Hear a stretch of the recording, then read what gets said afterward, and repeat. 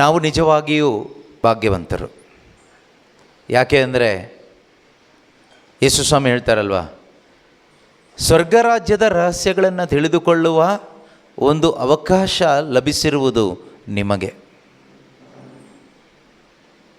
ಸ್ವರ್ಗರಾಜ್ಯದ ರಹಸ್ಯಗಳನ್ನು ತಿಳಿದುಕೊಳ್ಳುವ ಅವಕಾಶ ನಮಗೆ ಲಭಿಸಿರುವುದರಿಂದ ನಾವು ಭಾಗ್ಯವಂತರು, ಬೇರೆ ಯಾವ ಕಾರಣಕ್ಕೂ ಅಲ್ಲ. ಈ ಪ್ರಪಂಚದಲ್ಲಿ ಎಷ್ಟೋ ಜನ ಏನೇನೋ ತಿಳ್ಕೊಂಡಿದ್ದಾರೆ. ಪ್ರಪಂಚದಲ್ಲಿ ಅನೇಕ ವಿಷಯಗಳನ್ನ ತಿಳ್ಕೊಂಡವರಿದ್ದಾರೆ. ಅನೇಕ ರೀತಿಯಲ್ಲಿ ರಿಸರ್ಚ್ ಮಾಡಿ, ಸ್ಟಡಿ ಮಾಡಿ, ಕಷ್ಟಪಟ್ಟು ಭೂಮಿಯ ಆಳಕ್ಕೆ ಹೋಗಿ, ಸಮುದ್ರದ ಆಳಕ್ಕೆ ಹೋಗಿ, ಗಗನಕ್ಕೆ ಹೋಗಿ, ಚಂದ್ರಲೋಕಕ್ಕೆ ಹೋಗಿ, ಎಲ್ಲೆಲ್ಲೋ ಹೋಗಿ ಏನೇನೋ ತಿಳ್ಕೊಂಡು ಅಲ್ವಾ, ದೊಡ್ಡ ದೊಡ್ಡ ಅವಾರ್ಡ್ಗಳನ್ನ ಪಡ್ಕೊಂಡವರು ಎಷ್ಟೋ ಜನ ಪ್ರಪಂಚದಲ್ಲಿದ್ದಾರೆ. ಆದರೆ ಅವರು ಯಾರನ್ನೂ ಕೂಡ ಭಾಗ್ಯವಂತರು ಎಂದು ಬೈಬಲ್ ಹೇಳ್ತಾ ಇಲ್ಲ, ದೇವರು ಹೇಳ್ತಾ ಇಲ್ಲ. ನಾವು ಹೇಳ್ತೀವಿ ಅವರು ಭಾಗ್ಯವಂತರು ಅಂತ. ಏನೆಲ್ಲ ತಿಳ್ಕೊಂಡಿದ್ದಾರೆ, ಎಷ್ಟೊಂದು ತಿಳ್ಕೊಂಡಿದ್ದಾರೆ ಅಂತ. ಆದರೆ ದೇವರು ಹೇಳ್ತಾರೆ, ಯೇಸು ಹೇಳ್ತಾರೆ, ನೀವು ಭಾಗ್ಯವಂತರು. ಏಕೆಂದರೆ ಸ್ವರ್ಗ ರಾಜ್ಯದ ರಹಸ್ಯಗಳನ್ನು ತಿಳಿದುಕೊಳ್ಳುವ ಸದವಕಾಶ ಲಭಿಸಿರುವುದು ಅವರಿಗಲ್ಲ, ನಿಮಗೆ. ಆದ್ದರಿಂದ ಯಾರೆಲ್ಲ ಆನ್ಲೈನ್ನಲ್ಲಿ ವೆಬ್ಎಕ್ಸ್ ಆ್ಯಪ್ ಮುಖಾಂತರ ಮತ್ತು ಇಲ್ಲಿ ಕುಳಿತುಕೊಂಡು ದೇವರ ವಾಕ್ಯವನ್ನು ಈ ಒಂದು ಸಾಯಂಕಾಲ ವೇಳೆಯಲ್ಲಿ ಆಲಿಸುವುದಕ್ಕಾಗಿ ಬಂದಿದ್ದೀರೋ, ನೀವು ನಿಜವಾಗಲೂ ಭಾಗ್ಯವಂತರು. Blessed, you are so blessed. ನೀವು ಭಾಗ್ಯವಂತರು. ನಾವು ತಿಳ್ಕೊಳ್ಳೋಣ, ಈ ದಿನ ದೇವರ ಆತ್ಮರು ನಮಗೆ ಏನನ್ನು ಹೇಳಲಿಕ್ಕೆ ಬಯಸ್ತಾ ಇದ್ದಾರೆ, ನಮ್ಮೊಂದಿಗೆ ಏನು ಮಾತಾಡಲಿಕ್ಕೆ ಬಯಸ್ತಾ ಇದ್ದಾರೆ ಎಂಬುದಾಗಿ ನಾವೊಬ್ಬೊಬ್ಬರು ಕೂಡ ತಿಳ್ಕೋಬೇಕು. ಪ್ರೀತಿಯ ಸಹೋದರ ಸಹೋದರಿಯರೇ, ನೋಡಿ, ನಾನು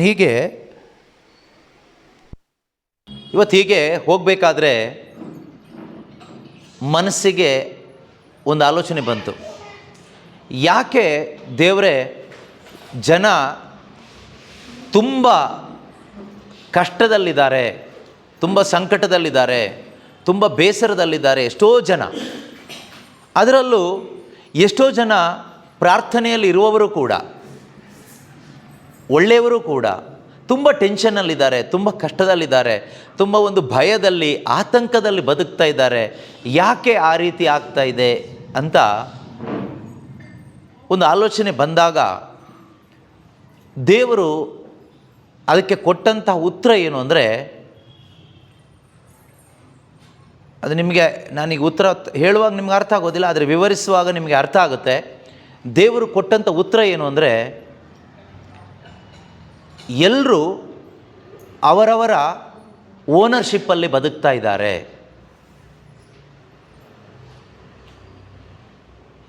they are living in their own ownership.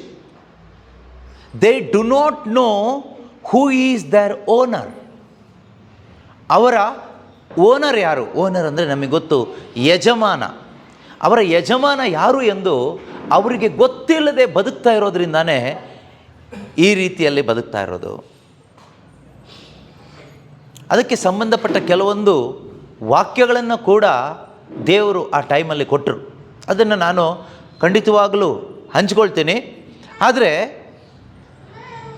ಒಂದು ಪ್ರಶ್ನೆ, who is your owner? Who is the owner of your life?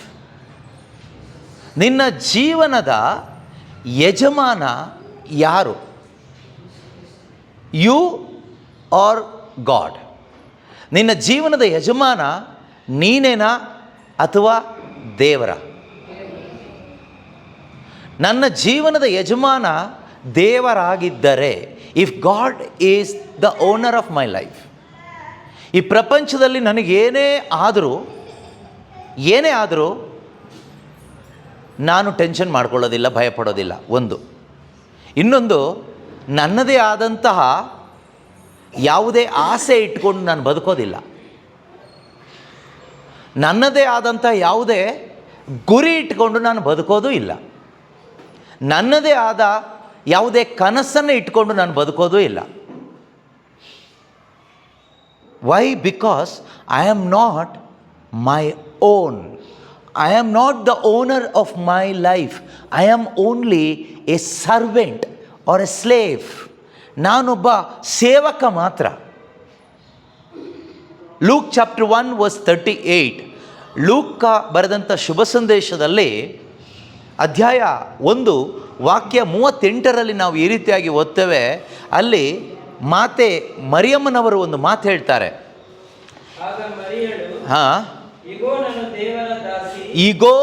ನಾನು ದೇವರ ದಾಸಿ. ಸಿ, ಈಗೋ ನಾನು ದೇವರ ದಾಸಿ. Here I am the servant of the Lord. I am only a servant of God. ಅದು ಅವರ ಹೃದಯದಲ್ಲಿ ಅವರಿಗೆ ಅರ್ಥ ಆಯಿತು. ಅದರ ಅರ್ಥ ಏನು ಗೊತ್ತಾ? ನನಗೆ ನನ್ನದೇ ಆದ ಒಂದು ಚಾಯ್ಸ್ ಇಲ್ಲ. A slave does not have his own choice.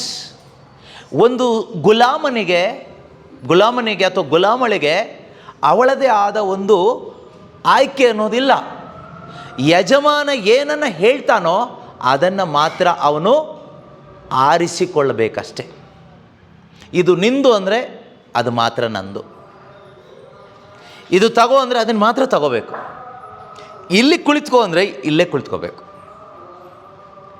ನಾವು ದೇವರ ಓನರ್ಶಿಪ್ಪಲ್ಲಿ ಬದುಕದೇ ಇರೋದರಿಂದ ನಮ್ಮ ಜೀವನ ದುಃಖಮಯವಾಗಿದೆ. Our lives are full of tragedy because we are not under the ownership of Christ Jesus. We are not under the ownership of God. ದೇವರ ಒಂದು ಓನರ್ಶಿಪ್ಪಲ್ಲಿ ನಾವು ಬದುಕದೇ ಇರುವುದರಿಂದ ನಮ್ಮ ಜೀವನ ಇಂದು ತುಂಬ ವರೀಡ್ ಆ್ಯಂಡ್ ಡಿಸ್ಟ್ರಾಕ್ಟೆಡ್, ತುಂಬ ಚಿಂತಾಜನಕವಾಗಿದೆ. ನಾವು ಪ್ರಾರ್ಥಿಸ್ತಾ ಇದ್ದೀವಿ, ಆದರೆ ನಾವು ಸರ್ವೆಂಟ್ ಆಗಿ ಅಥವಾ ಒಂದು ಸ್ಲೇವ್ ಆಗಿ ಬದುಕುವಾಗ ಖಂಡಿತವಾಗಲೂ there is nothing to pray, there is nothing to ask, only to obey. ಅನುಸರಣೆ ಮಾಡಲಿಕ್ಕೆ ಮಾತ್ರ ಇರುತ್ತೆ. ಆದರೆ ಇವತ್ತು ನಮಗೆ ಅನುಸರಣೆ ಮಾಡಲಿಕ್ಕೆ ಏನೂ ಇಲ್ಲದ ಹಾಗೆ ನಾವು ಬದುಕ್ತಾ ಇದ್ದೀವಿ. ನಮಗೆ ಕೇಳಲಿಕ್ಕೆ ಬಹಳ ಇದೆ. We have hundreds of petitions, intentions. ನಮಗೆ ನಮ್ಮದೇ ಆದ ಉದ್ದೇಶಗಳಿದೆ. ಇದೆಯಾ? ನಾವು ಪ್ರಾರ್ಥನೆಗೆ ಬರುವಾಗ, ಧ್ಯಾನಗಳಿಗೆ ಹೋಗುವಾಗ ಅಲ್ಲಿ ನಮಗೆ ಅನೇಕ ಉದ್ದೇಶಗಳಿರ್ತದೆ. ಕೆಲವೊಂದು ಧ್ಯಾನ ಕೇಂದ್ರಗಳು ಇರುವುದೇ ಮನುಷ್ಯನ ಉದ್ದೇಶಗಳನ್ನು ನೆರವೇರಿಸಿ ಕೊಡಲಿಕ್ಕೋಸ್ಕರ. ನೀವು ಕೇಳಿಸ್ಕೊಂಡಿರ್ಬೋದು, ನಿಮ್ಮ ಉದ್ದೇಶಗಳನ್ನು ನಾವು ಈಡೇರಿಸ್ಕೊಡ್ತೀವಿ, ನಾವು ನಿಮಗೋಸ್ಕರ ಪ್ರಾರ್ಥಿಸ್ತೀವಿ ಅಂತ. 100% ದಟ್ ಈಸ್ ಡಿಮಾನಿಕ್. 100ಕ್ಕೆ 100 ಅದು ಪೈಶಾಚಿಕ ಕಾರ್ಯ. ನಾವು ಯಾರು ಒಪ್ಕೊಳ್ಳೋದಿಲ್ಲ ಅಂತ ನನಗೆ ಗೊತ್ತು. ಒಪ್ಕೊಳ್ಳಲಿಕ್ಕೆ ತುಂಬ ಕಷ್ಟ ಆಗುತ್ತೆ. ನಮ್ಮ ಇಂಟೆನ್ಷನ್ಸ್, ಉದ್ದೇಶಗಳು ನಾವು ಪೇಪರಲ್ಲಿ ಬರ್ಕೊಂಡು ಹೋಗಿ ಕೊಡ್ತೀವಿ. ಒಂದು ಧ್ಯಾನ ಮಂದಿರದಲ್ಲಿ ಅಲ್ಲೊಂದು ಗುಂಪು ಕೂತ್ಕೊಂಡಿರ್ತಾರೆ. ನಿಮ್ಮ ಉದ್ದೇಶಗಳಿಗಾಗಿ ನಾವು ಮಧ್ಯಸ್ಥಿಕೆ ಮಾಡ್ತೀವಿ, ಪ್ರಾರ್ಥಿಸ್ತೀವಿ ಅಂತ. ಅವರು ಪ್ರಾರ್ಥಿಸ್ತಾರೆ, ನಿಮ್ಗದು ಸಿಗುತ್ತೆ. But I say it is demonic. ಮಧ್ಯಸ್ಥಿಕೆ ಮಾಡೋದು ಡಿಮಾನಿಕ್ ಅಲ್ಲ. Intercessory prayer is not demonic. What is happening today in many retreat centres and prayer groups, that is demonic. ಅದು ಪೈಶಾಚಿಕವಾದದ್ದು. ಮೈ ಮೇಲೆ ಮರೋದು ಮಾತ್ರ ದೆವ್ವ ಅಲ್ಲ. ಈ ರೀತಿ ದೇವರ ಆಲೋಚನೆಗೆ ವಿರುದ್ಧವಾದ ಕಾರ್ಯಗಳು ದೇವರ ಹೆಸರಿನಲ್ಲಿ ಮಾಡುವಂಥದ್ದು ಕೂಡ ಪೈಶಾಚಿಕ ವಂಚನೆಗಳು. ಜನಕ್ಕೆ ಅರ್ಥ ಆಗ್ತಾ ಇಲ್ಲ. ಜನಕ್ಕೆ ಅರ್ಥ ಆಗ್ತಾ ಇಲ್ಲ. ದೇವರ ಉದ್ದೇಶ ನನ್ನ ಜೀವನದಲ್ಲಿ ಈಡೇರಲಿಕ್ಕೆ ನಾನು ಪ್ರಾರ್ಥನೆ ಮಾಡಬೇಕು, ನಿಜ. ಮಾಡದೇನೂ ದೇವರು ಈಡೇರಿಸ್ತಾರೆ. ದೇವರಿಗೆಲ್ಲ ಸಾಧ್ಯ. ಆದರೆ ಇಂದು ಪ್ರಾರ್ಥನೆಯ ಉದ್ದೇಶಗಳು ನಾನು ಕೊಡ್ತಾ ಇದ್ದೀನಿ. ಬ್ರದರ್, ಸಿಸ್ಟರ್, ನನಗಿದೆಲ್ಲ ಉದ್ದೇಶಗಳಿದೆ. Please pray for these intentions of mind. ಈ ನನ್ನ ಉದ್ದೇಶಗಳು ನೆರವೇರಲಿಕ್ಕೆ ನೀವು ಪ್ರಾರ್ಥನೆ ಮಾಡಿ. ನಾವೇನು ಹೇಳ್ತೀವಿ? ನಾವು ಪ್ರಾರ್ಥಿಸ್ತೀವಿ ನಿಮಗೋಸ್ಕರ, ನಿಮ್ಮ ಉದ್ದೇಶ ಈಡೇರಲಿಕ್ಕೋಸ್ಕರ. Then where is God's ownership there? ದೇವರು ಎಲ್ಲಿ ಓನರ್ ಆದರಲ್ಲಿ? ನಾವೆಲ್ಲಿ ಸೇವಕರಾದ್ವಿ? ನಾವೆಲ್ಲಿ ಗುಲಾಮರಾದ್ವಿ? ನಾವೇ ಯಜಮಾನರು, ನಾವೇ ಸೇವಕರು. ದೇವರ ಹೆಸರಿಗೆ ಮಾತ್ರ ಆ ರೀತಿಯಲ್ಲಿ ನಾವಿವತ್ತು ದೇವರ ನಾಮವನ್ನು ದುರುಪಯೋಗ ಮಾಡ್ತಾ ಇದ್ದೀವಿ. We are taking God's name in vain without our knowledge. ಅರಿವಿಲ್ಲದೆ, ಜ್ಞಾನ ಇಲ್ಲದೆ, ಸತ್ಯದ ಅರಿವಿಲ್ಲದೆ, ದೈವ ಜ್ಞಾನವಿಲ್ಲದೆ, ನಮ್ಮ ಸ್ವಾರ್ಥ ಲಾಭಕ್ಕೋಸ್ಕರ. ಬೈಬಲ್ ಬಹಳ ಕ್ಲಿಯರಾಗಿ ನಮಗೆ ಹೇಳುತ್ತೆ. ಈಗ ಓದಿದ ವಾಕ್ಯನೇ ಸಾಕು ನಮಗೆ. ಮಾತೆ ಮರಿಯಮ್ಮನವರೇ ಬೆಸ್ಟ್ ಎಕ್ಸಾಂಪಲ್, ಸಾಕು. ಒಂದೇ ಒಂದು ಮಾತು ಹೇಳಿದರು, ಈಗೋ ನಾನು ಕರ್ತನ ದಾಸಿ. Here I am the servant of God. I am a slave of god.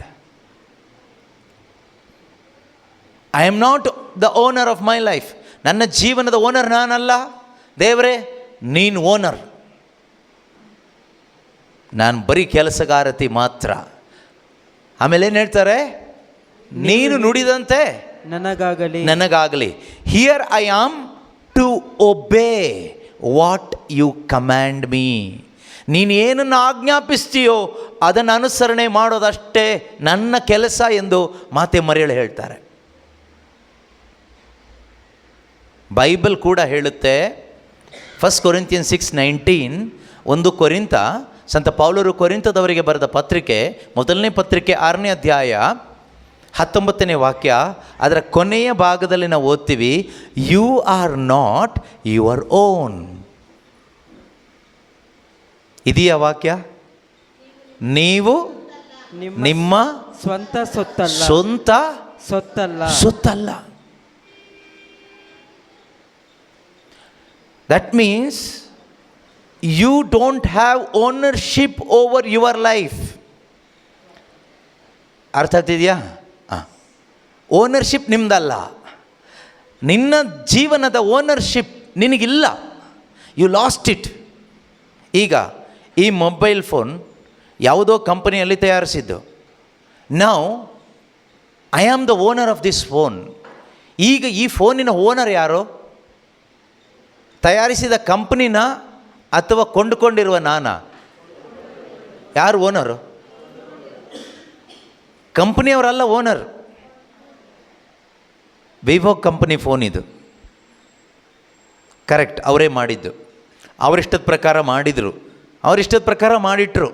ಆದರೆ ನಾನು ಇಷ್ಟಪಟ್ಟು ಇದಕ್ಕೆ ಏನು ಪ್ರೈಸ್ ಇದೆಯೋ ಆ ಪ್ರೈಸ್ನ ಕೊಟ್ಟು ನಾನು ಇದನ್ನು ಕೊಂಡುಕೊಂಡಿದ್ದೀನಿ.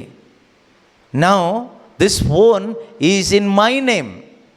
ಈ ಫೋನ್ ಮುಖಾಂತರ ಏನಾದರೂ ಕೆಟ್ಟದ್ದಾದರೆ ವಿವೋ ಕಂಪ್ನಿಯವ್ರನ್ನ ಪೊಲೀಸ್ನವ್ರು ಹಿಡ್ಕೊಳ್ಳೋದಿಲ್ಲ, ನನ್ನನ್ನು ಹಿಡ್ಕೊಳ್ತಾರೆ. ಯಾಕೆ ಅಂದರೆ ಈ ಫೋನಿನ ಓನರ್ ಈಗ ಯಾರು? ನಾನಾಗಿದ್ದೇನೆ. 1 ಕೊರಿಂಥ 6ನೇ ಅಧ್ಯಾಯ 19ನೇ ವಾಕ್ಯ, 19, 20, 2 ಓದಿ, ಒಟ್ಟಿಗೆ ಅರ್ಥ ಆಗುತ್ತೆ. ದೇವರು ನಿಮಗೆ ಅನುಗ್ರಹಿಸಿರುವ ಪವಿತ್ರಾತ್ಮರಿಗೆ ನಿಮ್ಮ ದೇಹ ಗರ್ಭಗುಡಿಯಾಗಿದೆ. ಆ ಪವಿತ್ರಾತ್ಮ ನಿಮ್ಮಲ್ಲಿ ವಾಸ ಮಾಡುತ್ತಿದ್ದಾರೆ ಎಂಬುದು ನಿಮಗೆ ಗೊತ್ತಿಲ್ಲವೇ? ನೀವು ನಿಮ್ಮ ಸ್ವಂತ ಸೊತ್ತಲ್ಲ. ನೀವು ನಿಮ್ಮ, ಜೋರಾಗಿ ಓದಿ ನೋಡೋಣ. ನಮಗೆ ನಾವೇ ಹೇಳ್ಕೊಳ್ಳೋದಿದಾಯ್ತಾ? ನೀವು ನಿಮ್ಮ ಸ್ವಂತ ಸೊತ್ತು ಅಲ್ಲ. ಸೊ ಈ ಒಂದು ರಿಯಲೈಸೇಷನ್ಗೆ ನಾವು ಬರಬೇಕು. ಈ ಒಂದು ಮನವರಿಕೆ ನನಗಾಗಬೇಕು. ಪ್ರೀತಿಯ ಸಹೋದರ ಸಹೋದರಿಯರೇ, ನಾನು ನನ್ನ ಸ್ವಂತ ಸೊತ್ತು ಅಲ್ಲ ಎಂಬ ಅರಿವು ನನಗೆ ಯಾವತ್ತಾಗುತ್ತೋ ಆವತ್ತೇ ನೆಮ್ಮದಿ ಪ್ರಾರಂಭ. ಟೆನ್ಷನ್ ಹೋಗೋದು ಆವಾಗಲೇ. ಓನರ್ ಯಾರು ಅಂತ ನನಗೆ ಗೊತ್ತಾಗಬೇಕು. I must know who is the owner of me or my life. ನನಗೆ ಅರ್ಥ ಆಗಬೇಕು, ನನ್ನ ಓನರ್ ಯಾರು, ನನ್ನ ಜೀವನದ ಓನರ್ ಯಾರು. ಬಾಯಲ್ಲಿ ಹೇಳ್ತೀವಿ ಯೇಸು ಸ್ವಾಮಿ ಅಂತ, ಪ್ರಯೋಜನ ಇಲ್ಲ ಬಾಯಲ್ಲಿ ಹೇಳಿ. ಹಾಗೆ ಹೇಳಿ ಪ್ರಯೋಜನ ಇಲ್ಲ, ನಮಗೆ ಅರ್ಥ ಆಗಬೇಕು. ಅರ್ಥ ಆಗಿ ಮಾತೆ ಮರಿಯಳ ಹಾಗೆ ಆ ಓನರ್ಶಿಪ್ಗೆ ಸಬ್ಮಿಟ್ ಮಾಡಬೇಕು. 20ನೇ ವಾಕ್ಯ ಏನು ಹೇಳುತ್ತೆ? ಏಕೆಂದರೆ ನೀವು ಕ್ರಯಕ್ಕೆ ಕೊಳ್ಳಲಾದವರು. ಏಕೆಂದರೆ ನೀವು ಕ್ರಯಕ್ಕೆ ಕೊಳ್ಳಲಾದವರು. You are not your own, you are bought with a price. ನೀವು ಕ್ರಯಕ್ಕೆ ಕೊಳ್ಳಲಾದವರು. ದೇವರು ಕ್ರಯ ಕೊಟ್ಟು ನಮ್ಮನ್ನು ಅವರಿಗಾಗಿ ಕೊಂಡುಕೊಂಡಿದ್ದಾರೆ. ಯಾರೆಲ್ಲ ಕ್ರೈಸ್ತ ವಿಶ್ವಾಸಿಗಳಲ್ಲಿದ್ದೀರೋ, ದೀಕ್ಷಾ ಸ್ನಾನದ ಮುಖಾಂತರ, ದೇವರು ನಮಗೆ ಪವಿತ್ರಾತ್ಮನನ್ನು ಕೊಡುವುದರ ಮುಖಾಂತರ ದೇವರು ನಮ್ಮನ್ನು ಏನು ಮಾಡಿದ್ದಾರೆ? ಕೊಂಡುಕೊಂಡು ಬಿಟ್ಟಿದ್ದಾರೆ. ಕೊಂಡುಕೊಂಡಾದಮೇಲೆ ಇನ್ನು ನನ್ನಿಷ್ಟ, ನನ್ನಾಸೆ, ನನ್ನ ಇಂಟೆನ್ಷನ್ ಅಂತ ನೀವು ಹೋಗೋದಾದರೆ ನೀವೇ ಓನರ್ ಆಗ್ತಾಯಿದ್ದೀರಿ ಅಂತ ಅರ್ಥ. ನಿಮ್ಮ ಲೈಫಿಗೆ ನೀವೇ ಓನರ್ ಆಗ್ತಾಯಿದ್ದೀರಿ ಅಂತ ಅರ್ಥ.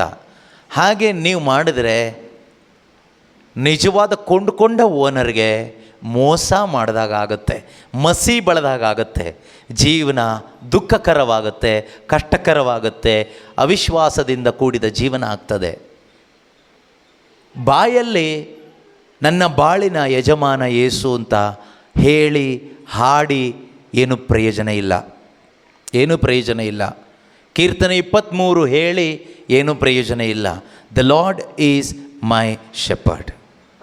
ಪ್ರಭು ನನ್ನ ಕುರಿಗಾಹಿ ಅಥವಾ ಪ್ರಭು ನನ್ನ ಯಜಮಾನ, ದೇವರು ನನ್ನ ಯಜಮಾನ ಎಂದು ಹೇಳಿ ಬಾಯಲ್ಲಿ ಹೇಳಿ ಆತನ ಯಜಮಾನಿಕೆಗೆ ನನ್ನನ್ನು ಸೇವಕನಾಗಿ ಬಿಟ್ಟುಕೊಟ್ಟು ಬದುಕದೇ ಇದ್ದರೆ ಖಂಡಿತವಾಗಲೂ ನನ್ನ ಜೀವನ ಹಾಳಾಗಿ ಹೋಗ್ತದೆ. ದ್ಯಾಟ್ ಈಸ್ ಡಿಸೆಪ್ಷನ್, ಅದು ವಂಚನೆ. ಇದನ್ನು ಕೇಳಿಸ್ಕೊಳ್ಳುವಾಗ ನಮಗೆ ಸ್ವಲ್ಪ ಕಷ್ಟ ಆಗ್ಬೋದು. ಯಾಕೆಂದರೆ ನಮ್ಮ ಲೈಫಿಗೆ ನಾವೇ ಓನರ್ಗಳಾಗಿರೋದ್ರಿಂದ, ನಮ್ಮ ಲೈಫಿಗೆ ನಾವೇ ಓನರ್ಗಳಾಗಿ ನಾವು ಇಷ್ಟು ವರ್ಷ ಮೇಂಟೈನ್ ಮಾಡಿಕೊಂಡು ಬಂದಿರೋದ್ರಿಂದ ನಿಜವಾದ ಓನರ್ಶಿಪ್ಗೆ ನಮ್ಮನ್ನು ಕೊಡಲಿಕ್ಕೆ ತುಂಬಾ ಕಷ್ಟ ಆಗ್ತದೆ. ಎಲ್ಲರಿಗೂ ಕಷ್ಟ ಆಗ್ತದೆ. ನಿಮಗೆ ಕಷ್ಟ ಆದರೂ ಏನೇ ಆದರೂ ಕ್ರೈಸ್ತ ವಿಶ್ವಾಸಿಯೇ, ನಿನ್ನಲ್ಲಿ ಪವಿತ್ರಾತ್ಮರಿದ್ದಾರಾ? ಇದ್ದಿದ್ದೇ ಆದರೆ ನಿಜವಾದ ಕ್ರೈಸ್ತ ವಿಶ್ವಾಸಿ ನೀನಾಗಿದ್ದರೆ ಬೈಬಲ್ ಪ್ರಕಾರ ನಿನ್ನ ಜೀವನದ ಮೇಲೆ ನಿನಗೆ ಯಾವ ಹಕ್ಕೂ ಇಲ್ಲ, ನಿನ್ನ ಲೈಫ್ ಮೇಲೆ ನಿನಗೆ ಯಾವ ಹಕ್ಕೂ ಇಲ್ಲ. You have lost all the rights over your life the moment you received the Holy Spirit. ಯಾವಾಗ ನೀನು ಪವಿತ್ರಾತ್ಮನನ್ನು ಪಡ್ಕೊಂಡಿಯೋ, ಕ್ರೈಸ್ತ ವಿಶ್ವಾಸಿ ಆದಿಯೋ, ಯು ಲಾಸ್ಟ್ ಯುವರ್ ಓನರ್ಶಿಪ್. ಹಕ್ಕು ಕಳ್ಕೊಬಿಟ್ಟೆ, ನಿಂದು ಹಕ್ಕು ದೇವರು ತೆಗೆದುಕೊಬಿಟ್ರು. ನಾವು God is your owner, Jesus Christ is your owner. ನಾವು ಸೇವಕರು ಮಾತ್ರ, ಎಲ್ಲ ವಿಶ್ವಾಸಿಗಳು, ಪವಿತ್ರಾತ್ಮ ಇರುವ ಎಲ್ಲ ವಿಶ್ವಾಸಿಯೂ ಕೂಡ ಸೇವಕರು ಮಾತ್ರ. ಅದಕ್ಕೆ ಸಭೆ ಗುರುತಿಸಲ್ಪಡೋದು ಸ್ತ್ರೀ, ಹೆಂಡತಿ ಹಾಗೆ. ಬೈಬಲ್ನಲ್ಲಿ ಸಭೆ, ಕ್ರೈಸ್ತ ಸಭೆ, church is the wife. God or Christ is the head or the husband or the master. Bible ಪ್ರಕಾರ, ದೇವರ ಪ್ರಕಾರ ಸಭೆ ಕ್ರೈಸ್ತ ವಿಶ್ವಾಸಿ ಹೆಂಡತಿ. ಎಲ್ಲ ಹೆಂಡತಿಯರಿಗೂ ಬೈಬಲ್ ಹೇಳೋದೇನೆಂದರೆ, ಕ್ರೈಸ್ತ ವಿಶ್ವಾಸಿಗಳಿಗೆ ನಿಮ್ಮ ನಿಮ್ಮ ಪತಿಯರಿಗೆ ವಿಧೇಯರಾಗಿ ಇರಿ. Submit to your husbands. ಯೇಸು ಕ್ರಿಸ್ತರು ನಮ್ಮ ಯಜಮಾನ. ಆತನ ಯಜಮಾನಿಕೆಯಲ್ಲಿ ನಾನು ಬದುಕಬೇಕಷ್ಟೇ. ದುಃಖ ಯಾಕೆ ಗೊತ್ತಾ? ನಿಂದು ಆಸೆ ಇದೆ, ನಿಂದೇನೋ ಒಂದು ಆಸೆ ಇಟ್ಕೊಂಡಿದೆಯಾ, ಅದು ಈಡೇರಲಿಕ್ಕೋಸ್ಕರ ಪ್ರಾರ್ಥನೆ ಮಾಡ್ತಾ ಇದೆಯಾ. ನಿಂದೇನೋ ಇಂಟೆನ್ಷನ್ ಇದೆ ಲೈಫಲ್ಲಿ, ಏನೋ ಆಗಬೇಕು, ಏನೋ ಮಾಡಬೇಕು ಅಂತ. ಕರೆಕ್ಟಾ? ಅದಕ್ಕಾಗಿ ಪ್ರಾರ್ಥನೆ ಮಾಡ್ತಾ ಇದ್ದೀರಿ, ಉಪವಾಸ ಮಾಡ್ತಾ ಇದ್ದೀರಿ, ಪ್ರಯತ್ನ ಪಡ್ತಾ ಇದ್ದೀರಿ. ಸಿಕ್ಕಿದ್ರೆ ಓಕೆ. ಓಕೆ ಅಂದ್ರೇನು? ಸಿಕ್ಕಿದ್ರೆ ನಾವು ತೃಪ್ತರಾಗೋಲ್ಲ, ಇನ್ನೊಂದು ಆಸೆ ಬರುತ್ತೆ. ಮನುಷ್ಯ ಅಂದಮೇಲೆ ಆಸೆ ಬರ್ತಾನೆ ಇರುತ್ತೆ ಸಾಯೋ ತನಕ. ಕೆಲವು ಟೈಮ್ ಫೇಲ್ ಆಗೋಗುತ್ತೆ, ನಮ್ಮ ಆಸೆ ಈಡೇರೋದಿಲ್ಲ. ನಾವು ಅಂದ್ಕೊಂಡಿದ್ದು ಆಗಿಲ್ಲ, ಅದಕ್ಕೆ ನಾವು ಪ್ರಾರ್ಥನೆಗೆ ಬರ್ತಾ ಇಲ್ಲ. ನಾವು ಅಂದ್ಕೊಂಡಿದ್ದು ಆಗ್ತಾ ಇಲ್ಲ. ಎಷ್ಟೋ ಜನ ನಮ್ಮ ಒಂದು ಪ್ರಾರ್ಥನಾ ಕೂಟಗಳಿಗೆ ಬರೋದನ್ನು ಬಿಟ್ಟು ಹೋಗಿದ್ದಾರೆ. ಕಾರಣ ಏನು ಗೊತ್ತಾ? ನಾನು ಸರ್ವೆ ಮಾಡಿದಾಗ ಗೊತ್ತಾದ ಒಂದು ಕಾರಣ, ಒಂದೇ ಕಾರಣ ಅಲ್ಲ, ಅನೇಕ ಕಾರಣಗಳಿದೆ. ನಮ್ಮ ಕಡೆ ತಪ್ಪಿದೆ, ನಾವೇನು ಪರ್ಫೆಕ್ಟ್ ಅಲ್ಲ, ಅನೇಕ ಕಾರಣಗಳಿದೆ. ಸೊ ಒಂದು ಕಾರಣ ಏನು ಗೊತ್ತಾ? ನೀವು ನಮ್ಮ ಉದ್ದೇಶಗಳಿಗಾಗಿ ಪ್ರಾರ್ಥನೆ ಮಾಡೋದಿಲ್ಲ. ನಾವು ಮನುಷ್ಯರಲ್ವಾ, ನಾವು ಈ ಪ್ರಪಂಚದಲ್ಲಿ ಬದುಕೋದು ಬೇಡವಾ? ನಮ್ಗೆ ಆಸೆ ಇರೋದಿಲ್ವಾ? ದುರಾಸೆ ಏನೂ ಇಲ್ಲ. ನಮಗೂ ಆಸೆ ಇಲ್ವಾ? ನಮಗೂ ಕುಟುಂಬಗಳಿಲ್ವಾ? ನಮಗೂ ಹೆಂಡತಿ ಮಕ್ಕಳಿಲ್ವಾ? ನಮಗೂ ಆರೋಗ್ಯ ಬೇಡವಾ? ನಮಗೆ ಸಂಪತ್ತು ಬೇಡವಾ? ನಮಗೆ ಇದೆಲ್ಲ ಬೇಡವಾ? ನಮಗೊಂದು ಮನೆ ಬೇಡವಾ? ಒಂದು ಮನೆ ಕೇಳೋದು ತಪ್ಪ? ಒಂದು ಆರೋಗ್ಯ ಸಿಗಲಿಕ್ಕೆ ಪ್ರಾರ್ಥನೆ ಮಾಡೋದು ತಪ್ಪ? ಮಕ್ಕಳು ಪರೀಕ್ಷೆಯಲ್ಲಿ ಪಾಸ್ ಆಗೋದು ಕೇಳೋದು ತಪ್ಪ? ನೀವು ನಮ್ಮ ಇಂಥ ಯಾವುದೇ ಒಂದು ಉದ್ದೇಶಗಳಿಗಾಗಿ ಪ್ರಾರ್ಥನೆ ಮಾಡೋದಿಲ್ಲ.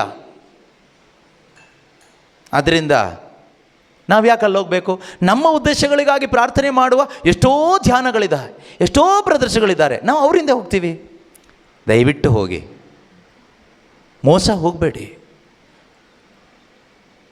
ಒಂದು ನೀವು ಹೋಗಲಿಕ್ಕೆ ಕಾರಣ ಯೇಸು ನಿಮ್ಮ ಯಜಮಾನ ಅಲ್ಲದೆ ಇರೋದರಿಂದ, ಪವಿತ್ರ ಆತ್ಮ ನಿಮ್ಮಲ್ಲಿ ಇಲ್ಲದೆ ಇರೋದರಿಂದ ಹೋಗ್ತೀರಿ. ಇನ್ನೊಂದು ಕಾರಣ, ಯೇಸು ನಿಮ್ಮ ಯಜಮಾನನಾಗಿದ್ದು ಪವಿತ್ರಾತ್ಮ ನಿಮ್ಮಲ್ಲಿದ್ದು, ಯೇಸು ನನ್ನ ಯಜಮಾನ, ನಾನು ಅವರ ಸೇವಕ ಅಥವಾ ಸೇವಕಿ ಎಂಬ ಸತ್ಯದ ಅರಿವು ಪವಿತ್ರಾತ್ಮನ ಮುಖಾಂತರ ನಮ್ಮೊಳಗಡೆ ಪ್ರಕಟ ಆಗದೇ ಇರೋದರಿಂದ ನಾವು ಹೋಗ್ತೀವಿ. ಸಂತ ಪೌಲರು ಏನು ಹೇಳ್ತಾರೆ ಗೊತ್ತಾ? ರೋಮನರಿಗೆ ಬರೆದ ಪತ್ರಿಕೆ 14ನೇ ಅಧ್ಯಾಯ 7 ಮತ್ತು 8ನೇ ವಾಕ್ಯ. Romans chapter 14. ರೋಮನ್ಸ್ ನಮ್ಮಲ್ಲಿ ಯಾರು ಕೂಡ ತನಗಾಗಿಯೇ ಬದುಕುವುದಿಲ್ಲ. We do not live to ourselves. See, ನಮ್ಮಲ್ಲಿ ಯಾರು ತಮಗಾಗಿಯೇ ಬದುಕುವುದಿಲ್ಲ. ನಮ್ಮಲ್ಲಿ ಯಾರು ಅಂದರೆ ಏನರ್ಥ? ವಿಶ್ವಾಸಿಗಳಾದ ನಾವು, ಕ್ರೈಸ್ತ ಸಭೆಯಲ್ಲಿರ್ತಕ್ಕಂಥ ಕ್ರೈಸ್ತ ವಿಶ್ವಾಸಿಗಳಾದ ನಾವು ನಮಗಾಗಿ ಬದುಕೋದಿಲ್ಲ, ತನಗಾಗಿ ಬದುಕೋದಿಲ್ಲ. ಸಾಯೋದು ಕೂಡ ನಮಗೋಸ್ಕರ ಅಲ್ಲ ಅಂತೆ.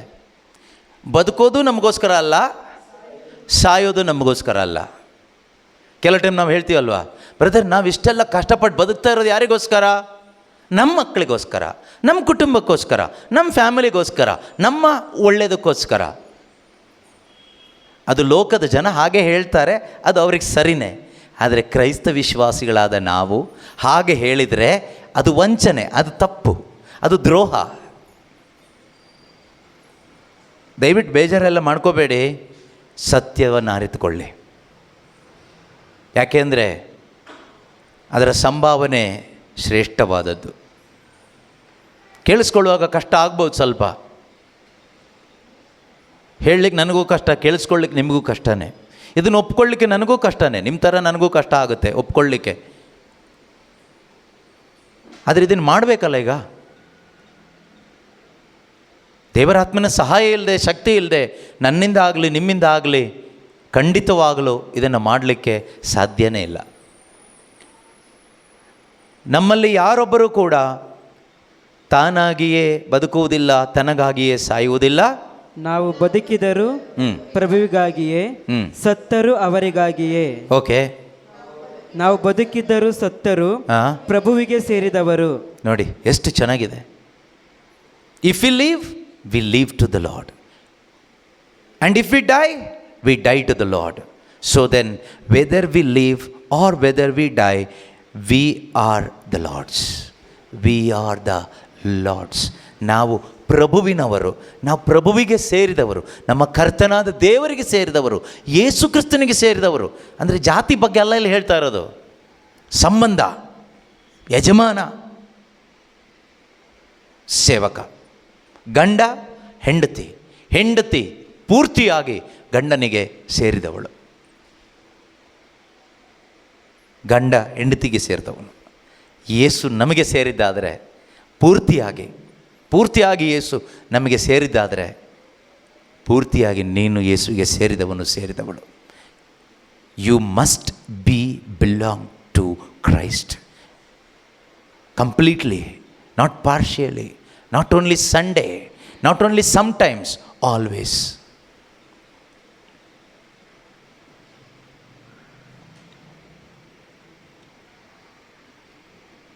ಆದರೆ ನಾವಿವತ್ತು ತುಂಬ ಟೆನ್ಷನಲ್ಲಿ ಬದುಕ್ತಾ ಇದ್ದೀವಿ, ಭಯದಲ್ಲಿ ಬದುಕ್ತಾ ಇದ್ದೀವಿ.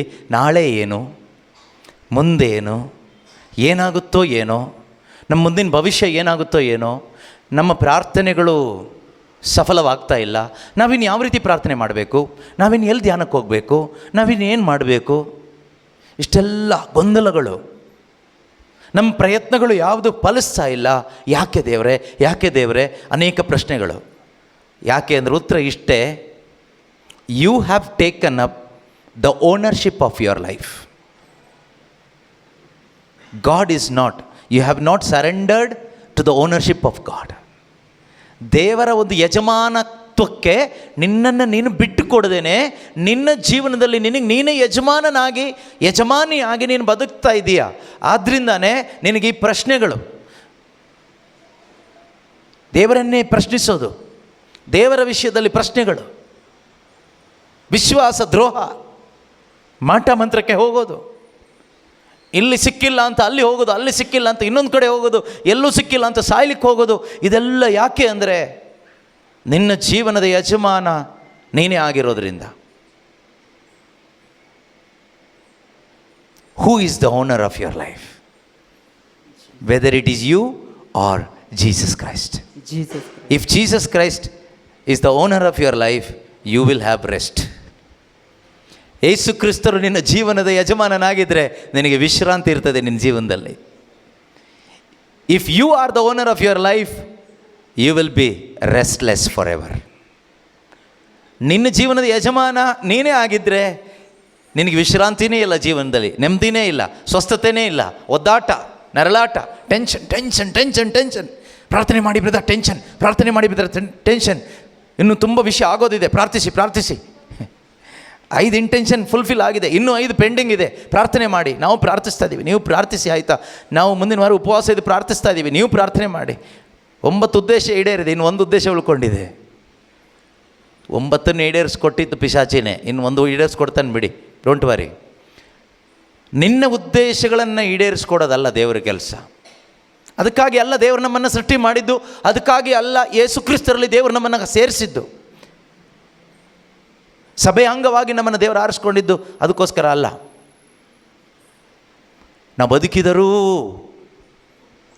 ಸತ್ತರು ಪ್ರಭುವಿಗೆ ಸೇರಿದವರು. We are of the Lord's. ನಾವು ಪ್ರಭುವಿಗೆ ಸೇರಿದವರು. He is our Lord. ಪ್ರಭು ಒಬ್ಬರೇ, ನಮಗೊಬ್ಬರೇ ಪ್ರಭು, ಒಬ್ಬರೇ ಯಜಮಾನರು, ಅಂದರೆ ಒಬ್ಬರೇ ಗಂಡ. ಪ್ರಭು ಅಂದರೆ ಯಜಮಾನ, ಗಂಡ ಅಂತ ಅರ್ಥ. ನಮಗೊಬ್ಬರೇ ಪ್ರಭು. Who is our Lord? Jesus Christ. Who is the Lord of your life? Jesus Christ. ಹಾಗಾದರೆ ನಾವ್ಯಾರು? If he is the Lord, we are servants. ನಾವು ಸೇವಕರು.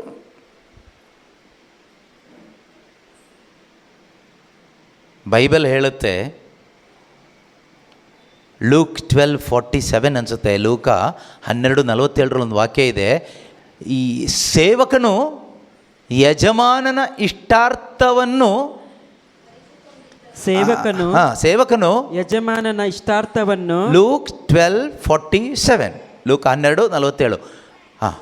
ಸೇವಕನು ಯಜಮಾನನ ಇಷ್ಟಾರ್ಥವನ್ನು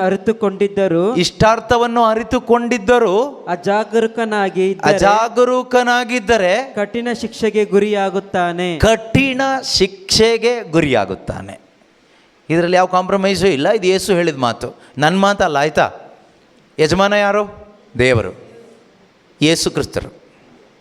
ಕ್ರೈಸ್ತ ವಿಶ್ವಾಸಿಗಳೇ, ಕ್ರೈಸ್ತ ಸಭೆಯೇ, ಕೇಳಿಸ್ಕೋ. Jesus Christ is your Lord. Church is the servant of the Lord. ಕ್ರೈಸ್ತ ಸಭೆ, ಕ್ರೈಸ್ತ ವಿಶ್ವಾಸಿ, ಯೇಸು ಕ್ರಿಸ್ತರು ನಿನ್ನ ಯಜಮಾನ. ನೀನಲ್ಲ ನಿನ್ನ ಯಜಮಾನ. ಯೇಸು ದೇವರಿನ ಯಜಮಾನ, ನಾನು ಯಾರು? ನಾವೆಲ್ಲರೂ ಕೂಡ ಸೇವಕರು. ನಾವೆಲ್ಲರೂ ಎಲ್ಲ ಕ್ರೈಸ್ತ ವಿಶ್ವಾಸಿಗಳು. ಸೇವೆಗಳು ವಿಧ ವಿಧವಾದ ಸೇವೆ ಇದೆ, ಬಟ್ ನಾವೆಲ್ಲರೂ ಸೇವಕರು. ಮೈಕ್ ಹಿಡ್ಕೊಂಡು ಬೋಧನೆ ಮಾಡೋರು ಸೇವಕರಲ್ಲ. ಅದೀಗ ಕ್ಯಾರಿಸ್ಮ್ಯಾಟಿಕ್ ಎಲ್ಲ ಶುರು ಆದಮೇಲೆ ನಾವು ಹೇಳ್ಕೊಂಡಿರೋದು ಸೇವಕರು ಬರ್ತಾ ಇದ್ದಾರೆ ಅಂತ. ಸೇವಕರನ್ನು ಮಾಡಿದ್ದು ನಾವು. ಎಲ್ಲರೂ ಸೇವಕರೇ, ಎಲ್ಲ ಕ್ರೈಸ್ತ ವಿಶ್ವಾಸಿಗಳು ಸೇವಕರೇ. ಈ ದೇಹದಲ್ಲಿ, ಈ ನನ್ನ ದೇಹದಲ್ಲಿ ಅಥವಾ ನಿಮ್ಮ ದೇಹದಲ್ಲಿ ಎಲ್ಲ ಅಂಗಾಂಗಗಳಿಗೂ ಸೇವೆ ಇದೆಯೋ ಇಲ್ವೋ? ಇದೆ. ಸೇವೆ ಇದೆಯಾ? ಹಾಗೆ ಸಭೆ ಎಂಬುದು ಕ್ರಿಸ್ತನ ದೇಹ. ದೇಹದ ಅಂಗಾಂಗಗಳು ನಾವು ಒಬ್ಬೊಬ್ಬರು ಕೂಡ ಎಲ್ಲರಿಗೂ ಅವರದೇ ಆದ ಸೇವೆ ಇದೆ. ಆದರೆ ಎಲ್ಲ ಸೇವೆ ಸಲ್ಲಲ್ಪಡಬೇಕಾಗಿದ್ದು ಒಬ್ಬನೇ ಯಜಮಾನ, ಒಂದೇ ತಲೆಗೆ. Jesus Christ is the head, he is the lord. ಓದಿ ಈಗ, ಯಜಮಾನ ದೇವರು, ಸೇವಕ ನಾವು. ಈಗ ಇನ್ನೊಂದು ಸರಿ ಓದಿ ಆ ವಾಕ್ಯ. ಸೇವಕನು ನಾನು, ನೀವು ಯಜಮಾನನ ಇಷ್ಟಾರ್ಥವನ್ನು ಅರಿತುಕೊಂಡಿದ್ದರು. ಕೇಳಿಸ್ಕೊಳ್ಳಿ, ಅರಿತುಕೊಂಡಿದ್ದರು. ಅಜಾಗರೂಕನಾಗಿ ಇದ್ದರೆ, ಇಗ್ನೋರೆಂಟ್ ಆಗಿದ್ದರೆ, ಅಜಾಗರೂಕನಾಗಿದ್ದರೆ ಕಠಿಣ ಶಿಕ್ಷೆಗೆ ಗುರಿಯಾಗುತ್ತಾನೆ. ಕಠಿಣವಾದ ಶಿಕ್ಷೆಗೆ ಗುರಿಯಾಗುತ್ತಾನೆ. ನಾವು ಯಾರು ಆಗಬಾರ್ದು. ಅದಕ್ಕೋಸ್ಕರನೇ, ನಮ್ಮ ಮಾನಸಾಂತರಕ್ಕೋಸ್ಕರನೇ ಈ ವಾಕ್ಯಗಳನ್ನು ದೇವರಾತ್ಮರು ನಮಗೆ ಕೊಡ್ತಾ ಇರೋದು. ಕಠಿಣ ಶಿಕ್ಷೆಗೆ ಗುರಿಯಾಗುತ್ತಾನೆ. ಒಂದು ವೇಳೆ ಅರಿಯದೆ ಅಜಾಗರೂಕನಾಗಿದ್ದರೆ ಕಡಿಮೆ ಶಿಕ್ಷೆಗೆ ಗುರಿಯಾಗುತ್ತಾನೆ. ಶಿಕ್ಷೆಗೆ ಅಂತೂ ಗುರಿ ಆಗೇ ಆಗ್ತಾರೆ. Both will be punished. Punishment ಅನ್ನೋದಿದೆ. ನಾವು ಪ್ರೇಯರಲ್ಲಿರೋರು 100% ಗುರಿ ಆಗ್ತೀವಿ. ಯಾಕೆ ಅಂದರೆ ನಮಗೆ ಬೈಬಲ್ ಓದ್ಲಿಕ್ಕೆ ಬರುತ್ತೆ, ನಮಗೆ ದೇವರು ಯಾರು ಗೊತ್ತು, ದೇವರ ಚಿತ್ತ ಏನು ಗೊತ್ತು, ದೇವರ ಆಲೋಚನೆ ಏನು ಗೊತ್ತು, ದೇವರ ಇಷ್ಟ ಏನು ಗೊತ್ತು. ಆದರೆ ನಾವು ಬದುಕೋದು ನಮ್ಮ ಇಷ್ಟಕ್ಕಾಗಿ. ನಾನು, ನೀವು ಎಲ್ಲರೂ ಬದುಕ್ತಾ ಇರೋದು ಯಾರು ಇಷ್ಟ? ನಮ್ಮ ಇಷ್ಟಕ್ಕಾಗಿ. ಪ್ರಾರ್ಥನೆ ಮಾಡೋದು ಯಾರು ಇಷ್ಟಕ್ಕೋಸ್ಕರ? ನಮ್ಮ ಇಷ್ಟ ಈಡೇರಿಸಲಿಕ್ಕೋಸ್ಕರ, ನಮ್ಮ ಇಷ್ಟದಲ್ಲಿ ತೊಂದರೆ ಆಗದೆ ಇರಲಿಕ್ಕೆ. ಕೆಲವು ಟೈಮ್ ಹೇಳ್ತೀವಲ್ವಾ, ಜಾಬಲ್ಲಿ ತುಂಬ ತೊಂದರೆ ಆಗ್ತಾಯಿದೆ, ಸ್ವಲ್ಪ ಪ್ರೇಯರ್ ಮಾಡಿ ಅಂತ. ಯಾರಿಷ್ಟ? ಫಾರ್ ಎಕ್ಸಾಂಪಲ್, ಒಂದು ವೇಳೆ ಜಾಬಲ್ಲಿ ತೊಂದರೆ ದೇವರೇ ತಂದು ಕೊಟ್ಟಿದ್ದಾದರೆ, ನೀವು ಪ್ರಾರ್ಥನೆ ಮಾಡ್ತೀರಿ, ಜಾಬಲ್ಲಿ ತೊಂದರೆ ಆಗ್ತಾಯಿದೆ, ಅದು ಹೋಗಲಿ ಅಂತ. ಆವಾಗ ನೀವು ಯಾರಿಷ್ಟಕ್ಕೆ ವಿರುದ್ಧ ಪ್ರಾರ್ಥನೆ ಮಾಡ್ದಂಗೆ ಆಯಿತು. ಹಾಗಾದರೆ ದೇವರಿಷ್ಟಕ್ಕೆ ವಿರುದ್ಧ ಕಾರ್ಯ ಮಾಡೋನು ಯಾರು? ಎಷ್ಟೋ ಜನ ನಾವೇ ಸೈತಾನ ಆಗ್ಬಿಡ್ತೀವಲ್ವಾ? ಪ್ರೇಯರ್ ಮಾಡೋರೇ ಸೈತಾನ ಆಗ್ಬಿಡ್ತಾರೆ. ಈ ಸತ್ಯ ನಾವು ಅರ್ಥ ಮಾಡ್ಕೋಬೇಕು. ನಾನು ಎಕ್ಸಾಂಪಲ್ ಹೇಳ್ತಾ ಇರೋದು ಈ ಥರ. ಸೇವಕನು ಯಜಮಾನನ ಇಷ್ಟ ಅರಿತುಕೊಳ್ಳಲೇಬೇಕು. ಅರಿತುಕೊಂಡು ಅಜಾಗರೂಕನಾಗಿದ್ದರೆ ಕಠಿಣ ಶಿಕ್ಷೆಗೆ ಒಳಗಾಗ್ತಾನೆ. ಅರಿತುಕೊಳ್ಳದೇ ಇದ್ದರೂ ಶಿಕ್ಷೆಗೆ ಒಳಗಾಗ್ತಾನೆ. ಹಾಗಾದರೆ ಸೇವಕರೆಲ್ಲರೂ ಅಂದರೆ ಕ್ರೈಸ್ತರೆಲ್ಲರೂ ನೆಪ ಹೇಳಂಗಿಲ್ಲ. ನಮಗೇನು ಗೊತ್ತಿಲ್ಲ, ನಿನಗೇನು ಗೊತ್ತಿಲ್ಲ ದೇವರ ಬಗ್ಗೆ, ದೇವರ ಇಚ್ಛೆ ಗೊತ್ತಿಲ್ವಾ? ತಿಳ್ಕೊಳ್ಳಿಕ್ಕೆ ಪ್ರಯತ್ನ ಪಟ್ಟಿದ್ದೀವಾ? ನೀವು ಭಾಗ್ಯವಂತರು ಅಂತ ಅದಕ್ಕೆ ನಾನು ಹೇಳಿದ್ದು. ನೀವು ಅಟ್ಲೀಸ್ಟ್ ಪ್ರಯತ್ನ ಪಡ್ತಾ ಇದ್ದೀರಾ. ಬಂದು ಕುತ್ಕೊಂಡು ಆನ್ಲೈನಲ್ಲೋ ಆಫ್ಲೈನಲ್ಲೋ ವೆಬ್ಎಕ್ಸ್ ಆ್ಯಪ್ ಮುಖಾಂತರನೋ ಹೇಗೋ somehow you are trying to know the will of God. ದೇವರ ಇಚ್ಛೆ ಏನು ಅಂತ ಅರಿತುಕೊಳ್ಳಲಿಕ್ಕೆ ನೀವು ಪ್ರಯತ್ನ ಪಡ್ತಾ ಇದ್ದೀರಿ. ಅದಕ್ಕೆ ನೀವು ಭಾಗ್ಯವಂತರು. ಪ್ರಯತ್ನ ಪಡಬೇಕಾ? 100% ಪಡಬೇಕು. ಕ್ರೈಸ್ತ ವಿಶ್ವಾಸಿ ಆದಮೇಲೆ ನಮ್ಮಿಚ್ಛೆ ಪ್ರಕಾರ ನಾವು ಜೀವಿಸಲಿಕ್ಕೆ ಪ್ರಯತ್ನ ಪಡ್ತೀವಾ? ನಮ್ಮ ಆಸೆ ಈಡೇರಿಸ್ಕೊಳ್ಳಿಕ್ಕೆ ಪ್ರಯತ್ನ ಪಡ್ತೀವಾ? ಹಾಗಾದರೆ ಅದಕ್ಕಿಂತಲೂ ಎಷ್ಟೋ ಹೆಚ್ಚಾಗಿ ದೇವರ ಇಚ್ಛೆ ಏನು ಅಂತ ತಿಳ್ಕೊಳ್ಳಿಕ್ಕೆ ಪ್ರಯತ್ನ ಪಡಬೇಕು. ನಾನು ಹೇಳಿದೆ, ಅದಕ್ಕಾಗಿಯೇ ದೇವರು ನಮ್ಮನ್ನು ಕೊಂಡುಕೊಂಡಿದ್ದು, ಅದಕ್ಕಾಗಿಯೇ ದೇವರು ನಮ್ಮನ್ನು ಸೃಷ್ಟಿಸಿದ್ದು. ಸಂತ ಪೌಲರು ಎಫೆಸದವರಿಗೆ ಬರೆದ ಪತ್ರಿಕೆಯಲ್ಲಿ 2ನೇ ಅಧ್ಯಾಯ 10ನೇ ವಾಕ್ಯ ಹೇಳ್ತದೆ. ಎಫಿಷಿಯನ್ಸ್ ಚಾಪ್ಟರ್ 2 ವರ್ಸ್ 10, 2ನೇ ಅಧ್ಯಾಯ. ಇದು ಎಲ್ಲ ಕ್ರೈಸ್ತ ವಿಶ್ವಾಸಿಗಳಿಗೆ. ಈ ಎಫೆಸದವರಿಗೆ ಬರೆದ ಪತ್ರಿಕೆ ಯಾರಿಗಿರೋದು ಗೊತ್ತಾ? ಮುಖ್ಯವಾಗಿ ಸಕಲ ಕ್ರೈಸ್ತ ವಿಶ್ವಾಸಿಗಳಿಗೆ ಅಥವಾ ಕ್ರೈಸ್ತ ಸಭೆಗಳಿಗೆ. ಎಲ್ಲೆಲ್ಲಿ ಕ್ರೈಸ್ತ ಸಭೆಗಳಿದೆಯೋ, ನಿಮ್ಮಲ್ಲಿ ಯಾರೆಲ್ಲ ನಿಜವಾದ ಕ್ರೈಸ್ತ ವಿಶ್ವಾಸಿಗಳಾಗಿದ್ದೀರೋ, ಈ ವಾಕ್ಯ ಪ್ರತಿಯೊಬ್ಬರಿಗೂ ಅನ್ವಯಿಸುತ್ತೆ. ನಾವಾದರೂ ದೇವರ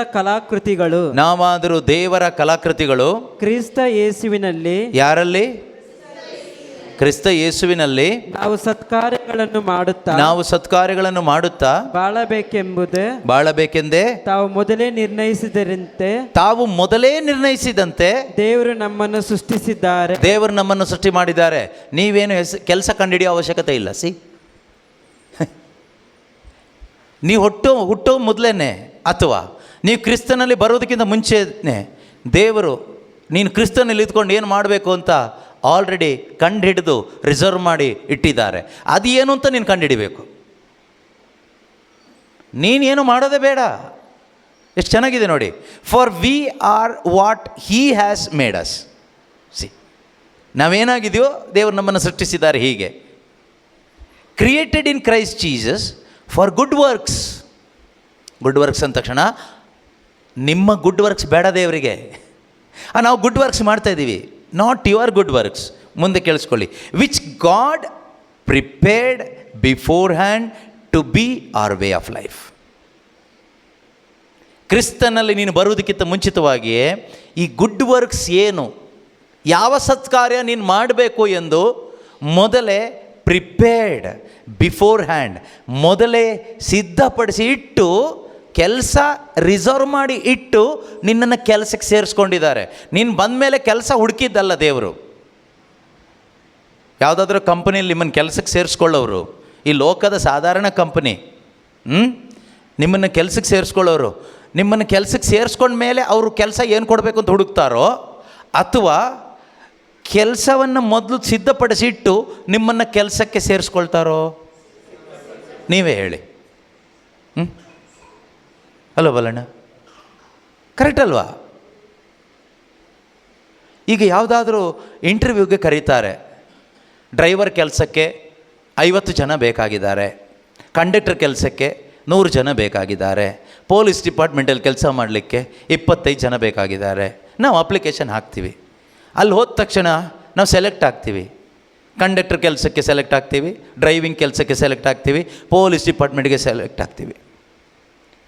ಅಲ್ಲಿ ಸೆಲೆಕ್ಟ್ ಆದಮೇಲೆ ನಾವು ಸೆಲೆಕ್ಟ್ ಆದಮೇಲೆ ಅಲ್ಲ ಇವನಿಗೇನು ಕೆಲಸ ಕೊಡೋದು ಅಂತ ಯೋಚನೆ ಮಾಡೋದು. ಆಲ್ರೆಡಿ ಕೆಲಸ ಸಿದ್ಧಪಡಿಸಿ ನಿಮಗೆ ಅಪ್ಲಿಕೇಶನ್ ಕಳಿಸ್ಕೊಟ್ಟಿದ್ದಾರೆ. ನೀವು ಅಪ್ಲೈ ಮಾಡಿದ್ರಿ. ನೀವು ಡ್ರೈವಿಂಗ್ ಕೆಲಸಕ್ಕೆ ಸೇರಿಕೊಂಡು ಇಲ್ಲ ನಾನು ಡ್ರೈವಿಂಗ್ ಕೆಲಸ ನಾನು ಪೊಲೀಸ್ ಆಗಬೇಕು ಅಂತ ಆಸೆ ನನಗೆ, ನಾನು ಅಪ್ಲಿಕೇಶನ್ ಫಿಲಪ್ ಮಾಡಿ ಕಳಿಸಿದ್ದೀನಿ ಕರೆಕ್ಟ್, ಆದರೆ ನಾನು ಇಲ್ಲಿ ಕಂಡಕ್ಟರ್ ಆಗ್ತೀನಿ ಅಂದರೆ, ಅಥವಾ ಇನ್ನೊಂದು ಆಗ್ತೀನಿ ಅಂದರೆ, ಡಾಕ್ಟರ್ ಆಗ್ತೀನಿ ಅಂದರೆ, ನಮಗೆ ಬೇಕಾಗಿರೋದು ಡ್ರೈವರ್. ನೀನು ಡಾಕ್ಟ್ರ್ ಆಗೋ ಇಷ್ಟ ಇದ್ದರೆ ಹೋಗು, ನೀನು ಪೊಲೀಸ್ ಆಗೋ ಇಷ್ಟ ಇದ್ದರೆ ಇನ್ನೊಂದು ಕಡೆ ಹೋಗು. ನಾವು ಈ ಥರ ಆಗಿಬಿಟ್ಟಿದ್ದೀವಿ ಇವತ್ತು. ಅದಕ್ಕೆ ಒದ್ದಾಟ, ಜೀವನ ಪೂರ್ತಿ ನರಳಾಟ, ಒದ್ದಾಟ, ನೆಮ್ಮದಿ ಇಲ್ಲ, ತೃಪ್ತಿ ಇಲ್ಲ. ದೇವ್ರನ್ನೂ ಬೈಕೊಂಡು ಮಠ ಮಂತ್ರಕ್ಕೂ ಹೋಗ್ತೀವಿ, ಎಲ್ಲ ಕಡೆಗೂ ಓಡೋಗ್ತೀವಿ. ಇವತ್ತು ಹೆಚ್ಚು ಈ ಉಪವಾಸ ಪ್ರಾರ್ಥನೆಗಳು ಮಾಡೋದೇ ನಮ್ಮ ಉದ್ದೇಶಗಳು ಈಡೇರಿಸ್ಕೊಳ್ಳಿಕ್ಕೆ, ಅಂದರೆ ನಮ್ಮ ದುರಿಚ್ಛೆಗಳನ್ನು ಈಡೇರಿಸ್ಕೊಳ್ಳಿಕ್ಕೆ, ದೇವರಿಗೆ ದ್ರೋಹ ಮಾಡಿ ಬದುಕಲಿಕ್ಕೆ. ಈಡೇರಿದಾಗ ನಾವು ಹೇಳ್ತೀವಿ ದೇವರು ಮಾಡಿದ್ರು ಅಂತ. ಖಂಡಿತ ಅಲ್ಲ. ಪಿಶಾಚಿನೂ ಎಷ್ಟೋ ಮಾಡ್ತಾನೆ ಕಾರ್ಯಗಳನ್ನ. ನಿಮಗೆ ಟೆನ್ಷನ್ ಆಗೋದು ಯಾವಾಗ? ನಿಮಗೆ ತುಂಬ ಜವಾಬ್ದಾರಿ ಇದ್ದರೆ ಟೆನ್ಷನ್ ಆಗುತ್ತೋ, ನಿಮಗೇನು ಜವಾಬ್ದಾರಿ ಇಲ್ಲ ಅಂದರೆ ಟೆನ್ಷನ್ ಆಗುತ್ತೋ? ಹೇಳಿ ನೋಡೋಣ. ಜವಾಬ್ದಾರಿ ಇದ್ದಾಗ ಅಲ್ವಾ? ನೀವು ಯಾಕೆ ಜವಾಬ್ದಾರಿ ತಗೊಳ್ತೀರಾ?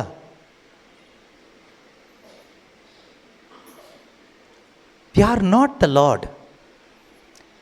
Let Lord be the Lord. Let Jesus be the Lord. Let him be the Lord of your life and you are the servant. ಪ್ರಭು ನಿಮ್ಮ ಜೀವನದ ಯಜಮಾನನಾಗಿರಲಿ, ಅವರೇ ನಿಮ್ಮ ಜೀವನದ ಯಜಮಾನ ಆಗಿರಲಿ. ನಾವು ಸೇವಕರಾಗೇ ಇರೋಣ. ಫಾರ್ ಎಕ್ಸಾಂಪಲ್, ಒಂದು ದೊಡ್ಡ ತೋಟ ಇರುತ್ತೆ. ತೋಟಕ್ಕೆ ಒಬ್ಬ ಯಜಮಾನ ಇರ್ತಾನೆ, ಅಲ್ಲಿ ಕೂಲಿ ಆಳುಗಳು ತುಂಬ ಜನ ಇರ್ತಾರೆ. ಈಗ ಅಲ್ಲಿ ಮಳೆ ಜಾಸ್ತಿಯಾಗಿ ಬೆಳೆ ಹಾಳಾದರೆ ಯಜಮಾನಂಗೆ ಟೆನ್ಷನ್ ಆಗುತ್ತಾ, ಕೂಲಿ ಆಳಿಗೆ ಟೆನ್ಷನ್ ಆಗುತ್ತಾ? ಕೂಲಿ ಆಳ ಜೊತೆಗೆ ಕೂಲಿ ಮಾತಾಡ್ಕೊಂಡಿರ್ತಾರೆ, ನಿನಗೆ ಇಲ್ಲಿ ಕೆಲಸ ಮಾಡು, 50 ರೂಪಾಯಿ ಸಂಬಳ ಅಥವಾ 500 ರೂಪಾಯಿ ಸಂಬಳ ಕೊಡ್ತೀವಿ ಡೈಲಿ ಅಂತ. ಈಗ ಮಳೆ ಜಾಸ್ತಿ ಬಂತು, ಬೆಳೆ ಸರಿಯಾಗಿ ಬಂದಿಲ್ಲ, ಬೆಳೆ ಹಾಳಾಗೋಯ್ತು. ಟೆನ್ಷನ್ ಕೂಲಿ ಆಳಿಗ ಯಜಮಾನಿಗೆ. ಬೆಳೆ ಬಂತು, ಎಲ್ಲ ಹುಳ ಹೊಡೆದು ಬೆಳೆ ಹಾಳಾಗೋಯ್ತು. ಟೆನ್ಷನ್ ಕೂಲಿ ಆಳಿಗ ಯಜಮಾನಿಗ. ಬೆಳೆ ಬಂತು, ಎಲ್ಲ ಎತ್ಕೊಂಡೋಗಿ ಮಾರ್ಕೆಟ್ಗೆ ಹಾಕಬೇಕಾದ್ರೆ ರೇಟೇ ಇಲ್ಲ, ಬೆಲೆನೇ ಇಲ್ಲ. ಟೆನ್ಷನ್ ಕೂಲಿ ಆಳಿಗ ಯಜಮಾನಿಗ. ಯಾವಾಗ ನೀನು ಯಜಮಾನ ಆಗ್ತೀಯೋ ಟೆನ್ಷನ್ಗೆ ಬರ್ತೀಯ. ನೀನು ಯಜಮಾನಿಕೆ ತಗೋಬೇಡ. ಯಜಮಾನಿಗೆ ತಗೋಬೇಡಂದರೆ ಬೇಜವಾಬ್ದಾರಿಯಿಂದ ಬದುಕು ಅಂತಲ್ಲ. ಜವಾಬ್ದಾರಿಯುತನಾಗಿ ಯಜಮಾನನ ಇಷ್ಟಾರ್ಥವೇನು ಎಂದು ಕಂಡುಕೊಂಡು ಅದನ್ನು ನೆರವೇರಿಸುವುದೇ ನಮ್ಮ ಕೆಲಸ. ನಮ್ಮ ಕೆಲಸ ಏನು? ಕ್ರಿಸ್ತ ಯೇಸುವಿನಲ್ಲಿದ್ದು ದೇವರು ನನಗೆ ಏನನ್ನು ಪ್ರಿಪೇರ್ ಮಾಡಿ ಇಟ್ಟಿದ್ದಾರೋ ಅದನ್ನು ನಾನು ಕಂಡ್ಕೋಬೇಕು. ನನ್ನ ಜೀವನದಲ್ಲಿ ಕಂಡುಕೊಂಡು ಅದನ್ನು ನೆರವೇರಿಸಬೇಕು. Whether we are alive or dead, we belong to the Lord. ನಾವು ಜೀವಂತವಾಗಿದ್ದರೂ ಸತ್ತೋದರೂ ಪ್ರಭುವಿಗೆ ಸೇರಿದವರು, ಅವರ ಸೇವೆಗಾಗಿ ಇರುವವರು, ಮನುಷ್ಯನ ಸೇವೆಗಲ್ಲ. ಅಂದರೆ ಸ್ವಾರ್ಥಕ್ಕೋಸ್ಕರ ಅಲ್ಲ. ನಿಮಗೆ ಗೊತ್ತಾಯ್ತಾ? ನಿಮಗೆ ಯಾಕೆ ಇಷ್ಟೊಂದು ಜೀವನದ ಬಗ್ಗೆ ಚಿಂತೆ, ಕೊರಗು, ಟೆನ್ಷನ್ ಯಾಕೆ ಗೊತ್ತಾ? ನಾವು ನಮ್ಮದೇ ಆದ ಇಂಟೆನ್ಷನ್ಸ್ಗಳನ್ನ ಹಾಕಿದ್ದೀವಿ, ಉದ್ದೇಶಗಳನ್ನು, ಆಸೆಗಳನ್ನು. ನಮ್ಮದು ದೊಡ್ಡ ಲಿಸ್ಟೇ ಇದೆ. ಒಂದು ಗಾದೆ ಇದೆ, ಕೂಸು ಹುಟ್ಟೋದಕ್ಕಿಂತ ಮುಂಚಿತವಾಗಿ ಕುಲಾಯಿ ಹೊಲಿದ್ರು ಅಂತ. ಆ ರೀತಿ ನಾವು ಈ ಪ್ರಪಂಚದಲ್ಲಿ ಪ್ರತಿದಿನ ಕುಲಾಯಿಗಳನ್ನ ಹೊಲಿತಾನೆ ಇರ್ತೀವಿ. ನಮ್ಮದೇ ಆದ ಎಷ್ಟೋ ಕುಲಾಯಿಗಳು. ಮುಂದಿನ ವರ್ಷದ ಕುಲಾಯಿ, ಮುಂದಿನ ತಿಂಗಳಿನ ಕುಲಾಯಿ, ಮದುವೆಗೆ ಸಂಬಂಧಪಟ್ಟ ಕುಲಾಯಿ, ಮದುವೆ ಆದಮೇಲೆ ಇರುವ ಕುಲಾಯಿ, ಮಕ್ಕಳಾದ ಮೇಲೆ ಇರುವ ಕುಲಾಯಿ, ಅದಾದಮೇಲೆ ಇರುವ ಕುಲಾಯಿ, ಈ ರೀತಿ ಸಾವಿರಾರು ಕುಲಾಯಿಗಳನ್ನ ನಾವು ಹೊಲಿದಿಟ್ಕೊಬಿಟ್ಟಿದ್ದೀವಿ. ಇದನ್ನೆಲ್ಲ ಹರಿದು ಸುಟ್ಟು ಬಿಸಾಡಿ, ಖಾಲಿ ಮಾಡಿ. ನೀನು ಏನು ಕುಲಾಯಿ ಹೊಲಿಬೇಡ. ನಿನಗೆ ಏನು ಕುಲಾಯಿ ಬೇಕೋ ದೇವರು ಆಲ್ರೆಡಿ ಹೊಲಿದಿಟ್ಟಿದ್ದಾರೆ. ಅದು ಏನಂತ ನೀನು ಕಂಡ್ಕೋಬೇಕಷ್ಟೇ. ನೀನು ನಿಂದೆ ಹೊಲ್ಕೊಂಡು ಸೂಜಿ ಚುಚ್ಕೊಂಡು, ಅಯ್ಯೋ ನಾನು ಎಷ್ಟು ಕಷ್ಟಪಟ್ಟು ಹೊಲಿದ ನನ್ನ ಕೈಯಿಂದ ಮಾಡಿದ ಕುಲಾಯಿ ಇದು, ಯಾಕೆ?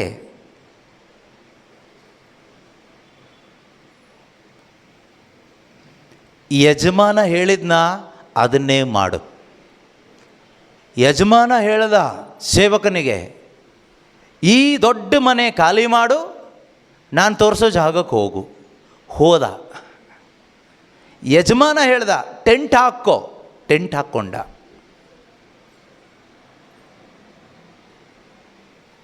ನೆಮ್ಮದಿಯಾಗಿ ಬದುಕದ. ನಾವೇನು ಮಾಡ್ತೀವಿ? ನಾವು ಮನೆ ಕಟ್ತಾ ಇದ್ದೀವಿ, ನೀವು ಪ್ರೇಯರ್ ಮಾಡಿ ದೇವರು ಬೇಗ ಕಟ್ಕೊಡ್ಲಿ ಅಂತ.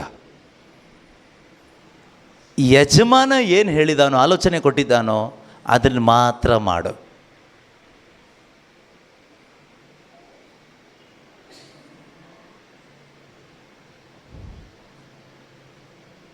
ಅರ್ಥ ಆಗ್ತಾ ಇದೆಯಾ? ಏನಾದರೂ ಸ್ವಲ್ಪ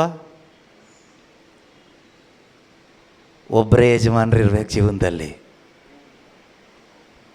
ದೇವರು ಯಜಮಾನ, ನಾನು ಯಜಮಾನ. 50-50 ಅಂದರೆ ನಿನ್ನ ಜೀವನ ಹಾಳಾಗೋಗುತ್ತೆ, ನೆಮ್ಮದಿಯಿಂದ ಬದುಕಲ್ಲ ನೀನು. ಮತ್ತಾಯನ ಶುಭ ಸಂದೇಶ 6ನೇ ಅಧ್ಯಾಯ 24ನೇ ವಾಕ್ಯದಲ್ಲಿ ಯೇಸು ಸ್ವಾಮಿ ಹೇಳ್ತಾರೆ, ಮ್ಯಾಥ್ಯೂ ಚಾಪ್ಟರ್ 6:24, ಕೊನೆಯ ವಾಕ್ಯ. ಇವತ್ತಿನ ಸಾಕು, ಟೈಮ್ ಆಯ್ತು, ಅದಕ್ಕೋಸ್ಕರ. ಮತ್ತಾಯನ ಶುಭ ಸಂದೇಶ ಅಧ್ಯಾಯ 6 ವಚನ 24. ಯಾರು ಇಬ್ಬರು ಯಜಮಾನರಿಗೆ ಜೀತ ಮಾಡಲಾಗದು, ಅವನು ಒಬ್ಬನನ್ನು ದ್ವೇಷಿಸಿ ಇನ್ನೊಬ್ಬನನ್ನು ಪ್ರೀತಿಸುತ್ತಾನೆ, ಅಥವಾ ಒಬ್ಬನೊಡನೆ ಹೊಂದಿಕೊಂಡು ಇನ್ನೊಬ್ಬನನ್ನು ತಾತ್ಸಾರ ಮಾಡುತ್ತಾನೆ. ದೇವರಿಗೂ ದ್ರವ್ಯಕ್ಕೂ, ದ್ರವ್ಯ ಅಂದರೆ ಯಾವುದು? ದ್ರಾವಕ ಅಲ್ಲ, ಲೋಕ ಅಂದರೆ ನನ್ನಿಷ್ಟ. ದೇವರ ಇಷ್ಟಕ್ಕೂ ನನ್ನ ಇಷ್ಟಕ್ಕೂ ಒಟ್ಟಿಗೆ ನೀನು ಸೇವೆ ಮಾಡೋಕ್ಕಾಗಲ್ಲ. ನಿನ್ನಿಷ್ಟಕ್ಕಾಗಿ ನೀನು ಬದುಕು, ಇಲ್ಲ ದೇವರ ಇಷ್ಟಕ್ಕಾಗಿ ಬದುಕು. ಇಲ್ಲ, ನಮಗೆ ಎರಡೂ ಬೇಕು. ಎರಡೂ ಬೇಕು ಅನ್ನೋದು ಯಾವ ಥರ ಅಂದರೆ, ಎರಡು ದೋಣಿ ಮೇಲೆ ಕಾಲಿಟ್ಕೊಂಡು ಹೋದ ಹಾಗೆ. ಮುಳುಗಿ ಸತ್ತೋಗ್ತೀಯ ನೀರು ಕುಡಿದು, ನೆಮ್ಮದಿಯಾಗಿ ಪ್ರಯಾಣ ಇರೋದಿಲ್ಲ. ಯೇಸು ಹೇಳ್ತಾರೆ, no one can serve two masters. ಇಬ್ಬರು ಯಜಮಾನರಿಗೆ ಸೇವೆ ಮಾಡಲಿಕ್ಕೆ ಯಾರಿಗೂ ಆಗಲ್ಲಂತೆ. ನಿನಗೆ ನೀನು ದ್ರೋಹ ಮಾಡ್ಕೊಳ್ತಿ, ದೇವರಿಗೂ ದ್ರೋಹ ಮಾಡ್ತೀಯ.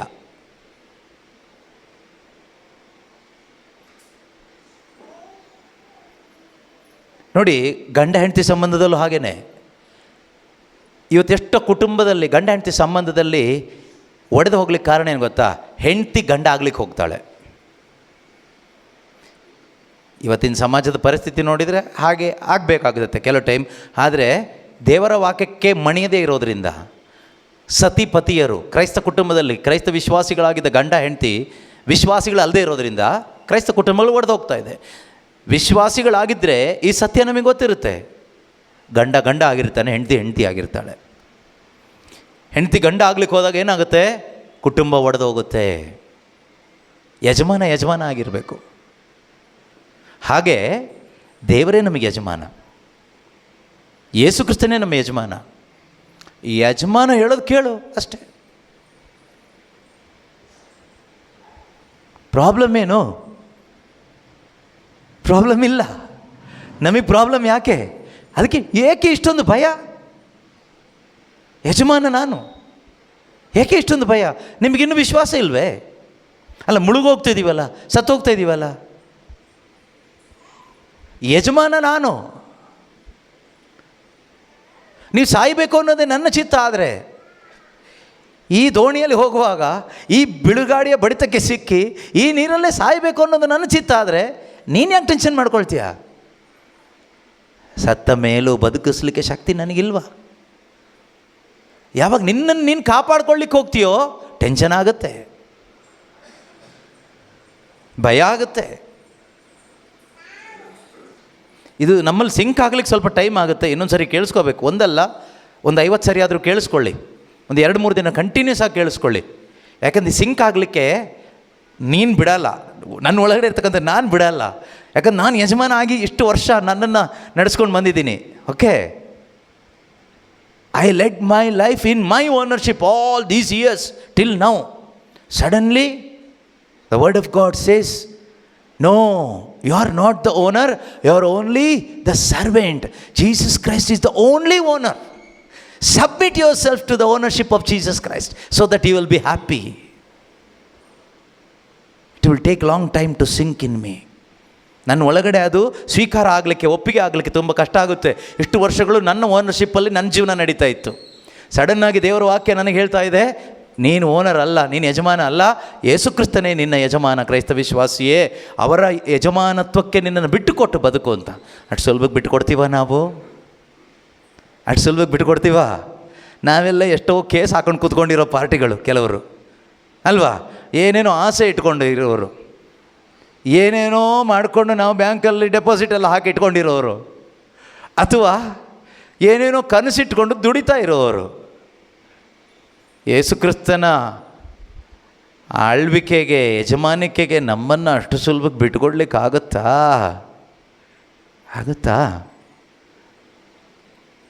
ಕೊಡಬೇಕಾ ಕೇಳಿದರೆ ಕೊಡಲೇಬೇಕು.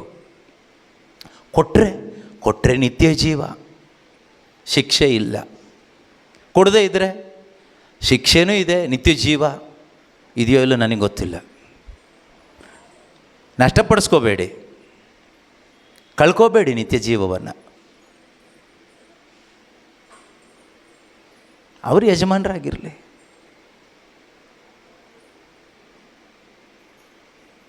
ಕಡೆಯದಾಗ ಒಂದು ವಾಕ್ಯ ಹೇಳಿ ನಿಲ್ಲಿಸ್ಬಿಡ್ತೀನಿ. ಇದು ನಿಲ್ಲೋದಿಲ್ಲ, ಆದರೂ ನಿಲ್ಲಿಸೋಣ, ನಾವು ಹಿಡಿದು ನಿಲ್ಲಿಸ್ಬಿಡೋಣ. ಓಕೆ, ಲಾಸ್ಟ್ ವಾಕ್ಯ ರೋಮನ್ಸ್ ಚಾಪ್ಟರ್ 6 verse 16. ರೋಮನ್ರಿಗೆ ಬರೆದ ಪತ್ರಿಕೆ 6ನೇ ಅಧ್ಯಾಯ. ಇದೆಲ್ಲ ನೀವು ಮತ್ತೆ ಮತ್ತೆ ದಯವಿಟ್ಟು ಕೇಳಿಸ್ಕೊಳ್ಳಿ, ಆಯಿತಾ? ಯಾಕೆಂದರೆ ಸುಮ್ಮನೆ ಏನೋ ನಿಮಗೊಂದು ವಿಷಯ ಹೇಳೋಗಬೇಕು, ಸ್ವಲ್ಪ ಕೊಟೇಶನ್ಸ್ ಹೇಳೋಗಬೇಕು ಅಂತ ದಯವಿಟ್ಟು ಇಲ್ಲಿಗೆ ಬಂದಿಲ್ಲ. ನೀವೆಲ್ಲರೂ ಕೂಡ ಚೆನ್ನಾಗಿ ಬದುಕಬೇಕು, ನೆಮ್ಮದಿಯಾಗಿ ಬದುಕಬೇಕು, ಅದು ದೇವರ ಇಚ್ಛೆ. ತೃಪ್ತಿಕರವಾಗಿ ಬದುಕಬೇಕು, ಅದು ದೇವರ ಇಚ್ಛೆ. ಹಾಗಾಗಬೇಕಾದ್ರೆ ಯೇಸು ಕ್ರಿಸ್ತರೇ ನಮ್ಮ ಬಾಳಿನ ಯಜಮಾನರಾಗಬೇಕು. ಅವರ ಯಜಮಾನಿಕೆಗೆ ನಮ್ಮನ್ನು ಬಿಟ್ಟು ಕೊಡಬೇಕು. ನಾವೆಂದೆಂದಿಗೂ ಸೇವಕರಾಗಿ ಮಾತ್ರ ಬದುಕಬೇಕು. Always Jesus must be master. Is the owner. Ownership ಅವ್ರದ್ದೇ ಇರಬೇಕು ಯಾವಾಗಲೂ. ನಾವು ಓನರ್ಶಿಪ್ಪಿಗೆ ಕೈ ಹಾಕಿದರೆ ಕೈ ಸುಟ್ಟೋಗುತ್ತೆ, ಕೈ ನೋವಾಗುತ್ತೆ, ಜೀವನ ಕಷ್ಟ ಆಗುತ್ತೆ. ಅದರಿಂದ ಇದನ್ನು ಸಾಧ್ಯವಾದಷ್ಟು ಮತ್ತೆ ಕೇಳಿಸ್ಕೊಳ್ಳಿ. ಬೇರೆ ನಿಮ್ಮ ಜೊತೆ ಕ್ರೈಸ್ತ ಸಹೋದರ ಸಹೋದರಿಯರಿಗೂ ಈ ಸತ್ಯವನ್ನು ನೀವು ಕೂರಿಸ್ಕೊಂಡು ಹೇಳಿ. ಅವ್ರು ಬಂದು ಹೇಳ್ತಾರೆ, ನಮ್ಗೆ ಆ ಕಷ್ಟ ಇದೆ, ಈ ಕಷ್ಟ ಇದೆ, ಗಂಡ ಸರಿ ಇಲ್ಲ, ಮಕ್ಕಳು ಸರಿ ಇಲ್ಲ, ಹೇಳಿದ್ದೊಂದು ಮಾತು ಕೇಳೋದಿಲ್ಲ ಅಂಥವ್ರನ್ನ ಹಿಡಿದು ಕೂರಿಸಿ ನೀವು ಹೇಳಿ. ನಿನ್ನ ಜೀವನದಲ್ಲಿ ಯಜಮಾನ ಯಾರು? ಯೇಸು ಅಂತ ಅವರೇ ಹೇಳ್ತಾರೆ. ನೀವು ಹೇಳಿದಾಗ ಯೇಸುವೇ ಯಜಮಾನ ಅಂತ ಹೇಳ್ತಾರೆ. ಅವ್ರು ಯಜಮಾನ ಅಂದಮೇಲೆ ನೀನು ಯಾರು? ಸೇವಕ. ಟೆನ್ಷನ್ ಯಜಮಾನಂಗ ಸೇವಕಂಗ? ಒಂದು ಫ್ಯಾಮಿಲಿಲಿ ತಗೊಳ್ಳಿ, ಕುಟುಂಬದಲ್ಲಿ ಯಜಮಾನ್ರಿಗೆ ಟೆನ್ಷನ್ ಇರುತ್ತಾ, ಮಕ್ಕಳಿಗೆ ಟೆನ್ಷನ್ ಇರುತ್ತಾ? ಮಕ್ಕಳು ಆರಾಮಾಗಿ ಪರೀಕ್ಷೆ ಬರೀತಾರೆ. ಫೀಸ್ ಕಟ್ಟೋ ಟೆನ್ಷನ್ ಯಾರಿಗೆ? ಮಕ್ಕಳಿಗೆ, ಅಪ್ಪ ಅಮ್ಮಂಗ? ಹಾಂ.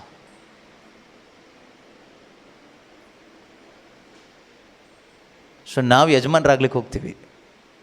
ಈ ಪ್ರಪಂಚದಲ್ಲಿ ನಮ್ಮನ್ನು ದೇವರಿಗೋಸ್ಕರ ಸೃಷ್ಟಿ ಮಾಡಿದ್ದಾರೆ, ಅವರ ಸೇವೆ ಮಾಡಲಿಕ್ಕೆ. ಓಕೆ, ಈ ವಾಕ್ಯ ಓದಿ ನಿಲ್ಲಿಸೋಣ, ಪ್ರಾರ್ಥನೆ ಮಾಡಿ.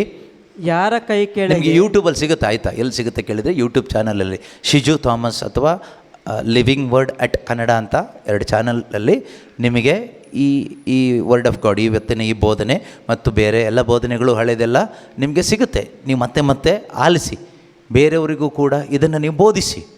ಎಲ್ಲರೂ ಸತ್ಯ ತಿಳ್ಕೊಳ್ಳಿ, ಸ್ವತಂತ್ರರಾಗಿ ಬದುಕಲಿ. ಸತ್ಯದ ಅರಿವು ನಮ್ಮನ್ನು ಸ್ವತಂತ್ರ ಮಾಡುತ್ತೆ, ಬಂಧಿಸೋದಿಲ್ಲ. ಓಕೆ. ಯಾರ ಕೈ ಕೆಳಗೆ? ಯಾರ ಕೈ ಕೆಳಗಡೆ ಗುಲಾಮರಾಗಿರಲು? ಯಾರ ಕೈ ಕೆಳಗಡೆ ಗುಲಾಮರಾಗಿರಲು ನಿಮ್ಮನ್ನೇ ಒಪ್ಪಿಸಿಕೊಳ್ಳುತ್ತೀರೋ ಅವರಿಗೆ ನೀವು ಶರಣಾಗುತ್ತೀರಿ. ಅವರಿಗೆ ನೀವೇನಾಗ್ತೀರಿ? ಶರಣಾಗುತ್ತೀರಿ. ಎಷ್ಟು ಚೆನ್ನಾಗಿದೆ ನೋಡಿ. Do you not know that if you present your selves to any one as obedient slaves, ಯಾರ ಕೈ ಕೆಳಗಡೆ ಯಾರು ಹೇಳೋದನ್ನು ಕೇಳಲಿಕ್ಕೆ ನೀವು ನಿಮ್ಮನ್ನು ಒಪ್ಪಿಸ್ಕೊಡ್ತೀರೋ ಅವರಿಗೆ ನೀವೇನಾಗ್ತೀರಿ? ಸ್ಲೇವ್ ಆಗ್ತೀರಿ, ಗುಲಾಮರಾಗ್ತೀರಿ. ನೀವು ಯಾರು ಕೈ ಕೆಳಗಡೆ ಒಪ್ಪಿಸ್ಕೊಟ್ಟಿದ್ದೀರಿ? ನಿಮ್ಮ ಕೈ ಕೆಳಗಡೆ ನಿಮ್ಮನ್ನು ಒಪ್ಪಿಸ್ಕೊಟ್ಟಿದ್ದೀರೋ ಅಥವಾ ಯೇಸು ಕ್ರಿಸ್ತನ ಕೈ ಕೆಳಗಡೆ ನಿಮ್ಮನ್ನು ಒಪ್ಪಿಸ್ಕೊಟ್ಟಿದ್ದೀರೋ? ನಿಮ್ಮ ಬುದ್ಧಿ ಹೇಳೋದನ್ನು ನೀವು ಕೇಳ್ತಾ ಇದ್ದೀರೋ? ನಿಮ್ಮ ಬುದ್ಧಿ ಅಂದರೆ ಮನುಷ್ಯರು, ಲೋಕ ಹೇಳೋದನ್ನು ಕೇಳ್ತಾ ಇದ್ದೀರೋ ಅಥವಾ ನಿಮ್ಮ ಶಿರಸ್ಸಾದ ಯಜಮಾನನಾದ ಯೇಸು ಕ್ರಿಸ್ತರು ಹೇಳೋದನ್ನು ಕೇಳ್ತಾ ಇದ್ದೀರೋ? ಯಾರು ಹೇಳೋದನ್ನು ಕೇಳ್ತಾ ಇದ್ದೀರಾ? ಅವ್ರಿಗೆ ನೀವು ಒಪ್ಪಿಸ್ಕೊಡ್ತೀರಿ. ನೆಕ್ಸ್ಟ್ ಕಂಟಿನ್ಯೂ, ಅದು ಮುಗಿಸ್ಬಿಡೋಣ. ನೀವು ಪಾಪಕ್ಕೆ ಗುಲಾಮರಾದರೆ? ನೀವು ಪಾಪಕ್ಕೆ, ಪಾಪ ಅಂದರೆ ನಮ್ಮ ಬುದ್ಧಿಯಿಂದ ಬರೋದೆಲ್ಲ ಪಾಪನೇ. ನಮ್ಮ ಬುದ್ಧಿಯಿಂದ ಬರೋದೆಲ್ಲ ಪಾಪನೇ. ಯಾಕೆಂದರೆ ನಮ್ಮಿಂದ ಒಳ್ಳೇದೇನು ಬರಲ್ಲ. ನಮಗದು ಪಾಪದ ಥರ ಅನಿಸೋದಿಲ್ಲ. ಯಾಕೆ ಅಂದರೆ ನೋಡಲು ಎಷ್ಟು ಚೆನ್ನಾಗಿದೆ, ಬಾಯಿಗೆ ಎಷ್ಟು ರುಚಿಕರವಾಗಿದೆ, ಜ್ಞಾನಾರ್ಜನೆಗೆ ಎಷ್ಟು ಚೆನ್ನಾಗಿದೆ, ಅದು ಪಾಪ ಅಂತ ಯಾರಿಗೆ ಅನಿಸುತ್ತೆ? ಆದರೆ ಆ ಪಾಪದ ಒಂದು ದೋಷ ಇನ್ನೂ ನಮ್ಮ ಒಳಗಡೆ ಇದೆ, ಈ ದೇಹದಲ್ಲಿದೆ. ಅದಕ್ಕೆ ಈ ಒದ್ದಾಟ. ಪಾಪ ಅಂದರೆ ಏನು ಗೊತ್ತಾ? ನಿನ್ನ ಇಚ್ಛೆನೇ ಪಾಪ.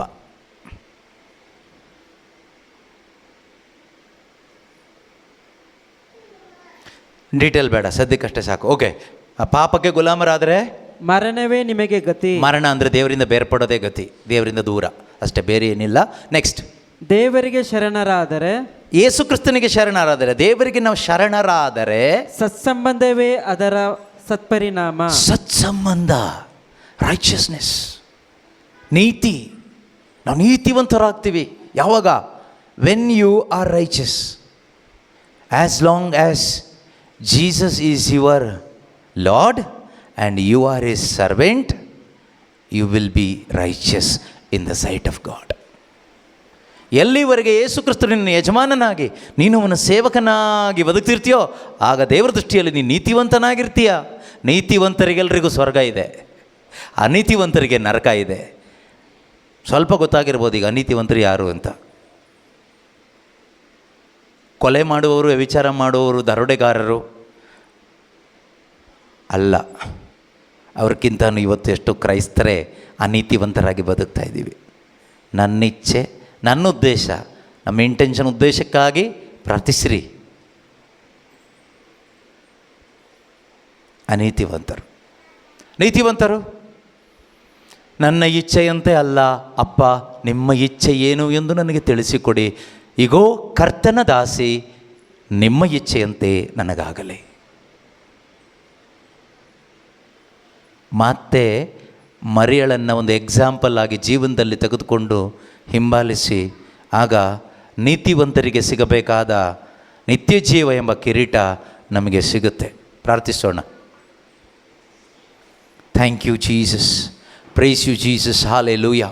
ಯೇಸುವೇ ಸ್ತೋತ್ರ ಅಪ್ಪ, ಸ್ತೋತ್ರ ಅಪ್ಪ, ಸ್ತೋತ್ರ ಅಪ್ಪ. ನೀವು ನಮಗೆ ತಿಳಿಸಿಕೊಟ್ಟ ಎಲ್ಲ ಆತ್ಮೀಕ ಸತ್ಯಗಳಿಗಾಗಿ ಸ್ತೋತ್ರ. ಪವಿತ್ರಾತ್ಮರೇ, ಖಂಡಿತವಾಗಲೂ ನಮಗೆ ಬಲ ಇಲ್ಲಪ್ಪ. ನಮಗೆ ಈ ಸತ್ಯ ಗೊತ್ತಿದ್ದರೂ ಕೂಡ, ಯಜಮಾನನ ಇಷ್ಟವನ್ನು ತಿಳಿದಿದ್ದರೂ ಕೂಡ ಅದನ್ನು ನೆರವೇರಿಸಲು ದೇಹಕ್ಕೆ ಶಕ್ತಿ ಸಾಕಾಗ್ತಾ ಇಲ್ಲ ಸ್ವಾಮಿ. ನಮ್ಮ ಮನಸ್ಸಿಗೆ ಬಲ ಸಾಕಾಗ್ತಾ ಇಲ್ಲಪ್ಪ. ನಿಮ್ಮನ್ನು ಬಿಟ್ಟರೆ ನಮಗೆ ಶಕ್ತಿ ಇಲ್ಲ, ನಾವು ದುರ್ಬಲರಾಗ್ತೀವಿ, ನಮಗೆ ನಾವೇ ಯಜಮಾನರಾಗಿ ಬದುಕ್ತೀವಿ. ಇನ್ನು ಮುಂದೆ ಬದುಕುವುದಾದರೆ ಯೇಸುವೆ ನಿಮ್ಮ ಯಜಮಾನಿಕೆಯಲ್ಲಿ ಮಾತ್ರ ಬದುಕುವ ಶಕ್ತಿಯಿಂದ ನಮ್ಮನ್ನು ತುಂಬಿಸಿರಿ. ಪವಿತ್ರಾತ್ಮನ ಶಕ್ತಿಯಿಂದ ನಮ್ಮನ್ನು ಬಲಪಡಿಸಿರಿ ಅಪ್ಪ, ತುಂಬಿಸಿರಿ ಅಪ್ಪ. ದಾಹದಿಂದ ಕೇಳಿ ಪ್ರೀತಿಯ ಸಹೋದರ ಸಹೋದರಿಯರೇ, ಪ್ರಾರ್ಥನೆ ಮಾಡಿ. ವೆಬ್ಎಕ್ಸ್ನಲ್ಲಿರುವವರು, ಆನ್ಲೈನ್ನಲ್ಲಿರುವವರು, ಇಲ್ಲಿರುವವರು ಪ್ರತಿಯೊಬ್ಬರು ಕೂಡ ದೇವರೇ ಈ ಶಕ್ತಿಯಿಂದ ನನ್ನನ್ನು ತುಂಬಿಸಿರಿ. ನನ್ನ ಜೀವಮಾನವೆಲ್ಲ, ನನ್ನ ಉಸಿರಿರುವ ಕಾಲವೆಲ್ಲ, ನಾನು ಬದುಕಿದರೂ ಸತ್ತರೂ ನನ್ನ ಬಾಳಿನ ಯಜಮಾನ ಯೇಸುವೇ ಆಗಿ ಇರಿಸಿಕೊಂಡು ನಾನೆಂದೆಂದಿಗೂ ಸೇವಕನಾಗಿ ಮಾತ್ರ, ಸೇವಕಿಯಾಗಿ ಮಾತ್ರ ಬದುಕುವಂತೆ ಮಾತೆ ಮರಿಯಳು ಹೇಳಿದ ಹಾಗೆ, ಇಗೋ ದೇವರ ದಾಸಿ, ಇಗೋ ಯೇಸು ಕ್ರಿಸ್ತನ ದಾಸಿ, ದಾಸ, ನಿಮ್ಮ ಇಚ್ಛೆ ಮಾತ್ರ ನನ್ನ ಜೀವಿತದಲ್ಲಿ ನಾನು ಕಂಡುಕೊಂಡು ನೆರವೇರಿಸುವಂತೆ ಅಪ್ಪಾ ಪಿತನೇ, ನಿನ್ನ ಆತ್ಮನಿಂದ ನನ್ನನ್ನು ಬಲಪಡಿಸು, ನಿನ್ನ ಶಕ್ತಿಯಿಂದ ನನ್ನನ್ನು ತುಂಬಿಸಪ್ಪ, ನಿನ್ನ ಬಲದಿಂದ ನನ್ನನ್ನು ತುಂಬಿಸಪ್ಪ. ಯಜಮಾನನೇ, ನಿನ್ನ ಇಷ್ಟಾರ್ಥವನ್ನು ನಾನು ಅರಿತುಕೊಳ್ಳುವಂತೆ ಜ್ಞಾನದಿಂದ ನನ್ನನ್ನು ತುಂಬಿಸಪ್ಪ. ಹಾಲೆಲೂಯಾ. ಯೇಸುವೇ ಸ್ತೋತ್ರ, ಸ್ತೋತ್ರ, ಸ್ತೋತ್ರ, ಸ್ತೋತ್ರ. ಯೇಸುವೇ ವಂದನೆ. Hallelujah. Thank you Jesus, praise you Jesus. Hallelujah. ಪರಿಶುದ್ಧಾತ್ಮನೇ ಸ್ತೋತ್ರ, ಸ್ತೋತ್ರ, ಸ್ತೋತ್ರ, ಸ್ತೋತ್ರ, ಸ್ತೋತ್ರ. ಹಾಲೆಲೂಯಾ. ಯೇಸುವೇ ಸ್ತೋತ್ರ, ಸ್ತೋತ್ರ, ಸ್ತೋತ್ರ, ಸ್ತೋತ್ರ. ಯೇಸುವೇ ಸ್ತೋತ್ರ. ಯೇಸು ಕ್ರಿಸ್ತರ ನಾಮದಲ್ಲಿ ಪ್ರಾರ್ಥಿಸ್ತಾ ಇದ್ದೇವೆ ತಂದೆಯೇ, ಆಮೆನ್.